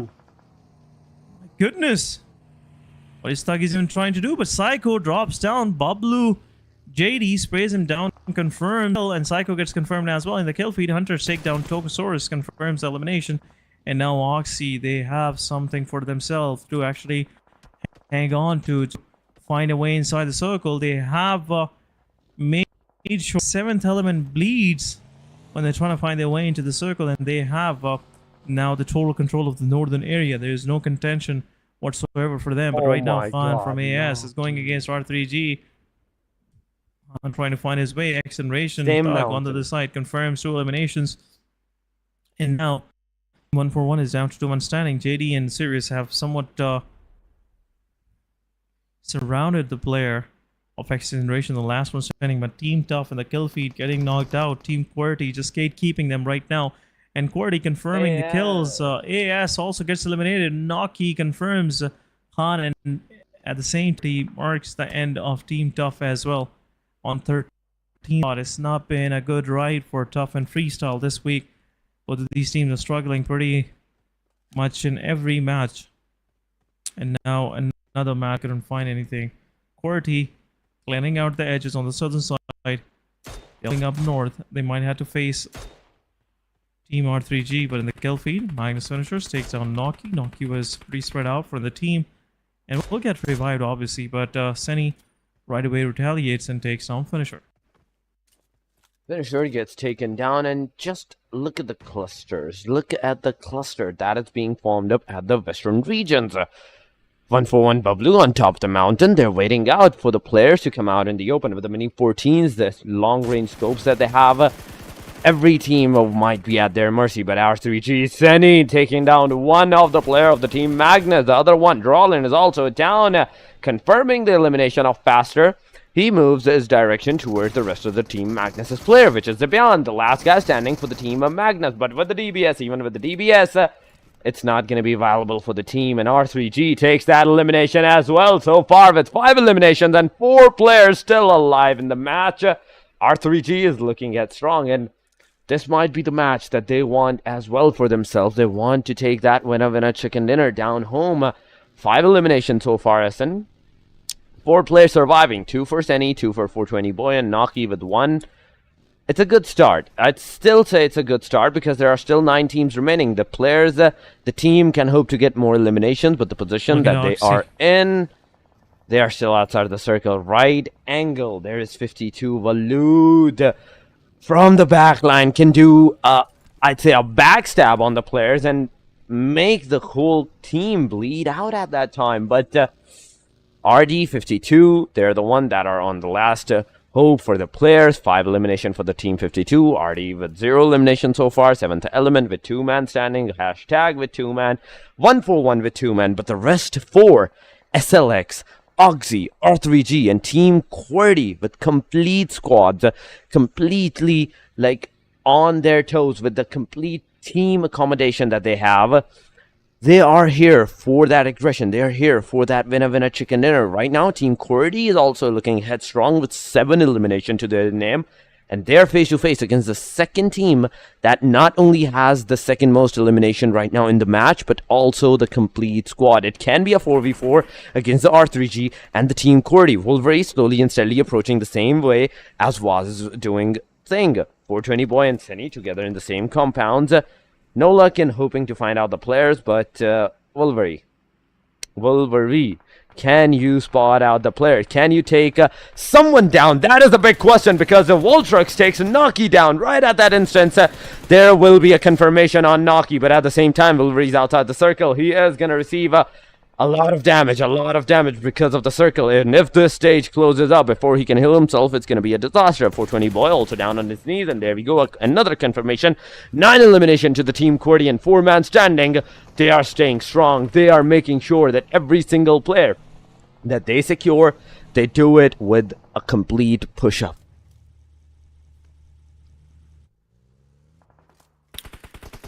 Still looks like Team RT, their way of descending down the valley was pretty much laid with some mines, and that's what Team QWERTY is doing right now. 9 eliminations. Team QWERTY is in a different swing today, and looks like Team QWERTY is gonna unleash their wrath on the remaining players in the lobby. There's nothing much left for Team QWERTY to prey on, and R3G 2-man standing right now. I just holding their tails between their legs, just waiting for Team QWERTY to make any move so they can punish them. It's only 1 shot to their name, and 1 utility, 1 precise utility can do the job. But Team QWERTY slowly starting making their way in. They know that next location that they will be putting their eyes on is where R3G is holding on right now. They can't where else. It's a 3-1 split right now. I'm sorry, it's all 4 players at the same place. Khan trying to initiate the rotation. There you go. He's going in. He's trying to find a way. His buggy is already smoking. So we can clearly say smoking is injurious to the health. But Khan got a dipping. Really, but look at that. There's the injury coming from the front line. R3G trying to initiate some knockouts on the Team QWERTY, but not for their surprise because the players are that far away and in that kind of cover that they're not able to. But a good molly A good Molotov at the place of the R3G, but Se7en with that grenade, it's gonna blow up not just the car, but Khan as well. Now this might be a panic moment for the Team QWERTY, because now as Voltrix is approaching the same place as Khan, there's also the Team 52 that might be coming from the backside, but no! Hashtag is gonna put the stop on that aggression of the Team 52 backstab. Voltrix coming for the rescue. Khan is being revved up. Vaz and Se7en also cooking up another grenades on the side of, I believe, Team QWERTY. Once again, the grenades are being deployed, but will that make a connection on the players? Those are the bigger questions. Those are the questions that needs to be answered. So far, they're bouncing back off Team QWERTY, back on their 4-man. They have, once again, the chance of initiating the fight against the Team R3G. The position Khan has put himself into, it is a complete open. The player can use a small window to his surprise and takes a knockout on Khan. But as soon as he's going to get up, he's also going to be faced out with some damage from the right angle, where Voltrix and, in fact, the Freestyler is. But Freestyler... Will you do that? That is a bigger question. Even one player from the Team QWERTY is right on top of the face of the R3G. R3G stuck in this compound, in the shack. The two only players that are surviving, they have to make sure that the next stage, they have to pray that the next stage is on them so they can survive more. But 141 also receiving some damage. One player is on his knees and is getting almost down to the elimination, but no, the survival is there, the revival is there. 141 back onto the two players' feet. Voltrix also pushing forward slowly and steadily. Vaz cooking up a grenade, throwing right at the distance in the smoke. Voltrix this time around is found, but Vaz also might be facing some damage from the molly, but no, Freestyler gets the elimination as Khan gets Se7en down. This is the end for the Team Regicide, with 5 eliminations to their name on the hashtag number 8. Only 1 position points to the team name, but SLXTG in the clothesline of the Team QWERTY as well. On the northern angle, there's the team hashtag 7th Element, Team Oxy, but the circle is what's going to make the difference. Who's going to have it? Who's going to move inside of that circle? Oh my god, SLX not only have the circle, but have the best position, the compound for their name. SLX have position and same time. The major threat I feel like is Oxy right now. The way they are spread it out themselves, and now they have the total control of the northern edge. Yeah, circle have shifted from them, but now they have the vision, which will give them some more elimination points. So before Team Oxy will get into the final circles, and they'll have 6 to 8 eliminations to their name. So I'm really, thinking this time around we're gonna see some major change. 4-man standing Oxy can turn things around, but Hunter with the util takes down Divine, and the last one standing is down. E24 OP trying to find something there, but some spray is going on. Hunter low on HP. He has to reposition the kill feed, destroys, takedown Voltrix. This old rivalry between Team and QWERTY coming in play. SL takes down 141 Bob Blue. 2 of the players are out. 1 goes to Team QWERTY and 1 of the confirmation goes to Team SLX. Team QWERTY, they got another of their players eliminated, but 12 eliminations to Team QWERTY right now. Kill feed, Divine gets confirmed. Oxy confirms T24 OP as well. 7th Element is out on the 6th position. We are down to top 5 teams. Oxy, 4-man standing. Hunter will heal himself, and it will be an easy, I would say, survive him. But at the same time, Pinkman trying to find his way. He wants his buggy to be saved, but Endless, he's just poking the player, just letting him know that I'm watching you.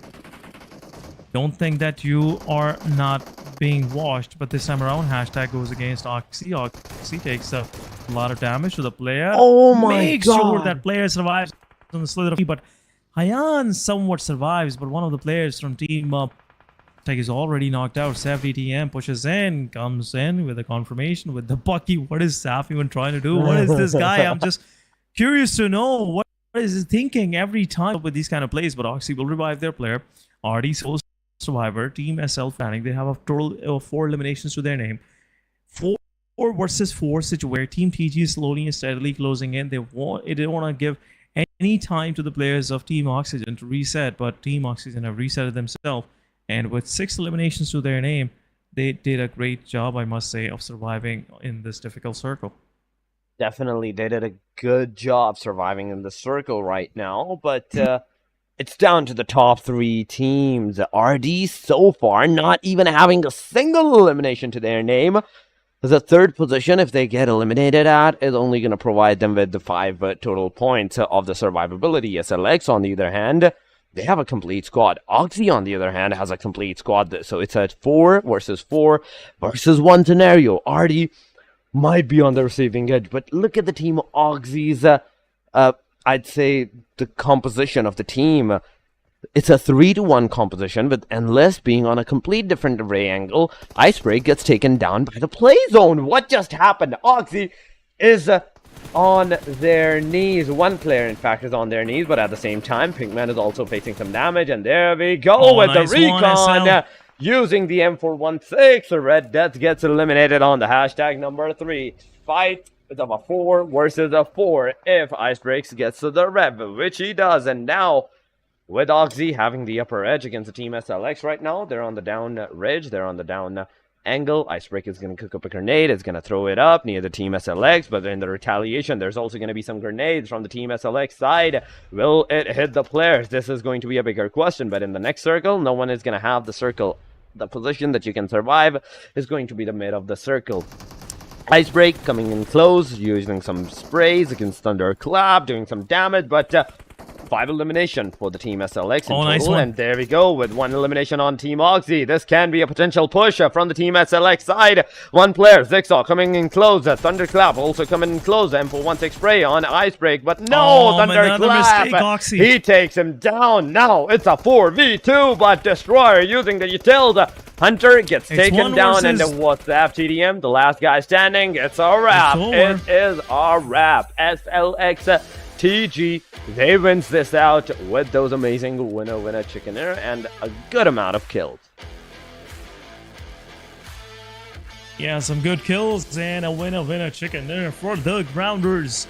I must say it's been a need of an hour for them to actually win this kind of match, and Oxy made some mistakes. They were trying to find anywhere where they can actually have some hold on to, but no, that's been the story. But anyhow, winner chicken dinner goes to Team TG. Let's have a quick look where this chicken dinner will push them on the overall leaderboard. That's a big question, because 2 more days of action and that will be over. Only 8 more matches to go, and if the team is unable to qualify, their year-long hard work just down the drain. You know, that's nothing else left for them in the next year as well. So they're gonna start from the 0 once again. But winner chicken dinner animation repeating back and forth. This has been happening. But yeah, I guess once again, yeah, make sure that it's TG's chicken dinner, so it'll be 3 times. These small things happen during production. Definitely. It does happen during the production, but yes, SLX TG nonetheless got that winner chicken dinner for themselves. But the eliminations that they got and the total ranking, that is the biggest surprise. That is the big surprise. On which position they're in that overall ranking, including the week 1 completely matches. And in this week all alone, because this match was a good one, was a good start to the team as well. And we have to see how many eliminations, how many points that the team has secured in the total and in the overall ranking as well. But right now, going to the straight MVP, it is Team QWERTY's Freestyler. 8 elimination, but look at the damage. The damage, nice and look at the damage. 619. Where the rest 200 is going to be another question that his teammate might be asking to this guy. But 300 heal, he was knocked out 3 times in total, 6 knockouts. A survival time of 25 and 13 seconds. 0 assist to the guy, but the top players are here. 8 elimination. Freestyler, but look at the drop. There's the extra damage. The drop. There's the drop. Wolverine, 2 eliminations, 793. There is the damage. There is the damage. But Oxygen, Hunter, 2 eliminations, 682. Shapater from Skyline XTG, and same Recon Noob with 3 eliminations each. 533 for Shapater and 432 for Recon. Yeah, TG made sure that they don't overextend. They don't want to get punished because it was an open circle, and leaving your vital compounds can actually make you pay a big ransom in return. So yeah, Team TG was pretty careful while taking part in those final circles. They didn't overextend against Team QWERTY, and same against Team Oxygen. They weighed out their risk, and that's where Team TG was able to clutch the final fight. But match summary, it's all QWERTY, man. It's all QWERTY. We are seeing QWERTY once again in the picture, and definitely these kind of performances will push QWERTY into the top 16, and eventually QWERTY will qualify for the finals as well.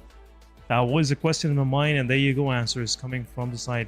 Wolverine, first day playing all 4 matches, and on the very first day he confirmed some good numbers for himself, like 10 to 11 eliminations, and at the same time made his team survive for quite some time and able to, you know, get some good points for his team. But QWERTY with 13 total eliminations, 16 total points to their name. Skyline TT with 19 points, Oxygen with 12, Hashtag with 7, Bubble with 6, we have Redside with 6, 52 Esports with 5, and 5 placement points for Red Death.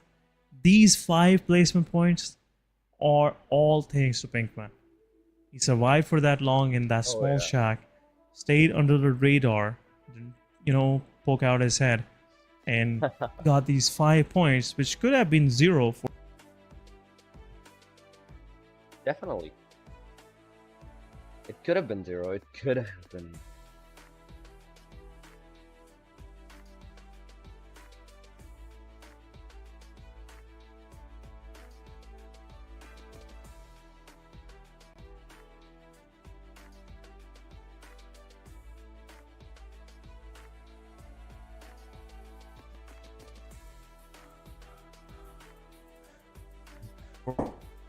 Definitely, and definitely, and as we see on the hashtag number 9, it's 3, 2, 2, 2, 2, 2, 2, 1, and at the very end, a 0 for the Freestyler. Once again, Freestyler, a bad day, a bad ending to the team once again, because in the overall ranking, we saw a while ago that they were at the bottom, where the other teams were at the 100-point threshold. They were still struggling with 12 points, 13 points to their name, but there we have it. Overall ranking, R3G with 112 points to their name after the 15 matches, the post-15 matches. Red Death right behind them with 98. Not yet with those 100 marker threshold, Essen. Still 2 more to go for that 100 marker threshold. Team Star. Those amazing points that they have secured in today's matches. 91 in total, 52 Esports with 90, SRX 3X with 88, 75 for Skyline XTG, Amines XH2E with 74, QWERTY with 74, and 72 onwards. We are seeing a slight drop once again on 11th position. HellRaiser with 66, 66 for Aegon, Se7en Esports with 63, 61 for Team 141 Bublu, Oxygen with 60, and there we have it. That marks the 60 points threshold on the hashtag number 15, but the rest 5 teams on like 16 onward, XGeneration 57, 49, 47, 35, and 14. There we have it. 14. Not even double the points of hashtag number 19. Half. Yeah, not even double the points. So it's been a rough ride for, I would say, Team Freestyle. QWERTY recovered, you know, in a good fashion today, and they got some good points for themselves, like 10, 12 points each match, and some of their matches were like they had some early exits, but still like 30 to 40 points in a single day. It's really, you know, a difference maker. But we'll see in the overall ranking as well, guys, where these teams are standing, and what's the situation for top 16, and which of these teams are really working hard to make a comeback so they can play the finals of this PMPL Pakistan 2023 Fall split. Moving forward, So, witness Torix. QWERTY is in full swing now. I can tell you, QWERTY is in full swing. The way they're performing and the way their confidence is reflecting in their fights and everything, it clearly shows that QWERTY have something, in their mind that is making them to play like this. And now, the kind of performance they have, it's just too good. Truly, Se7en, truly. But right now, let's go and watch the interview, I'd say, with the player that is doing a great job in the PMPL right now.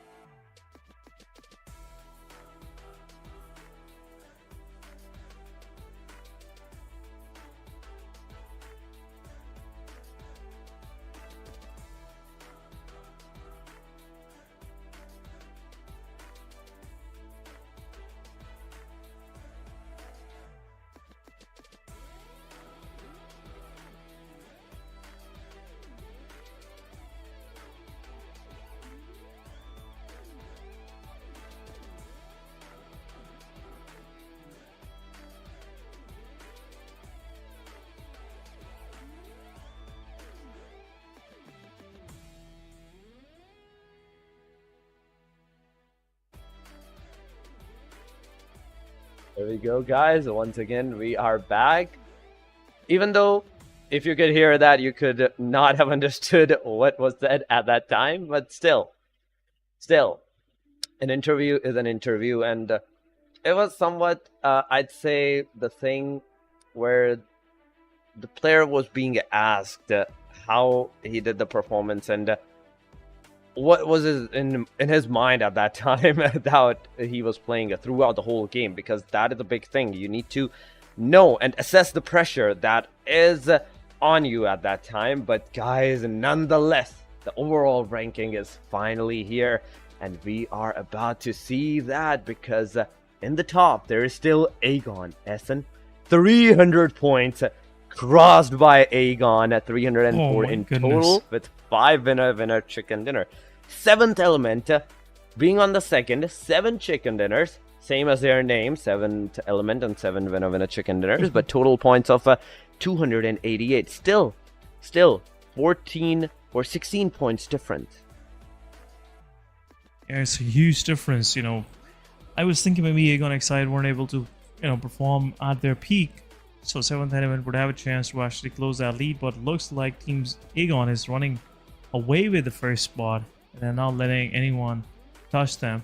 But on the second page, we have our overall ranking where 141X Pablo with 177 points, 52 Esports with 169, QWERTY with 169, HellRaisers with 163, Team Tough with 159. 159 means Team Tough can actually make into the top 16, and that's pretty much it. Rest of the standings you guys just witnessed. But day summary is Magnus. Then we had 141 getting the chicken dinner and Erangel. Then we got Hashtag winning the winner chicken dinner, and then Red Death, an outstanding match in Miramar. Oh yeah. Good numbers of elimination and a good chicken dinner, I must say.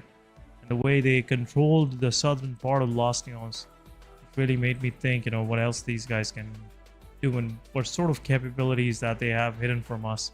We'll see in later stages. But Miramar goes to TG. We have really seen TG missing out on Miramar if they've been presented the opportunity to win the fight and win the match. So they really make any mistakes. So that's been pretty much it for the day. It's been a day, I must say. And I personally felt like it was a slow day because we saw some of those matches, aggression was early on, and once that's done, it's over. It's over if it's done. And the early aggressions, as much as it started at the early stages, it also faded up in the later stages. After the first 3 initial matches, we saw the lobby like cooling down a little bit. The aggression that they had, I think, of a break, it really went off. It cooled off at that time. And after that, it was a slow paces that we saw the teams, their rotations, and their slow paces fights. Even though in the Miramar, the last Miramar, we saw some early aggressions, but it was cut off right after those initial fights that happened. It was a complete ending of the matches. They were no longer fighting till the end, till the very end of the circles. But guys, this was all for today. The 5 matches have been done and dusted, and please give your support right here and at the same time on the official Instagram handles. This was all it for today. We will see you on the next one. Until then, take care. Have a beautiful night.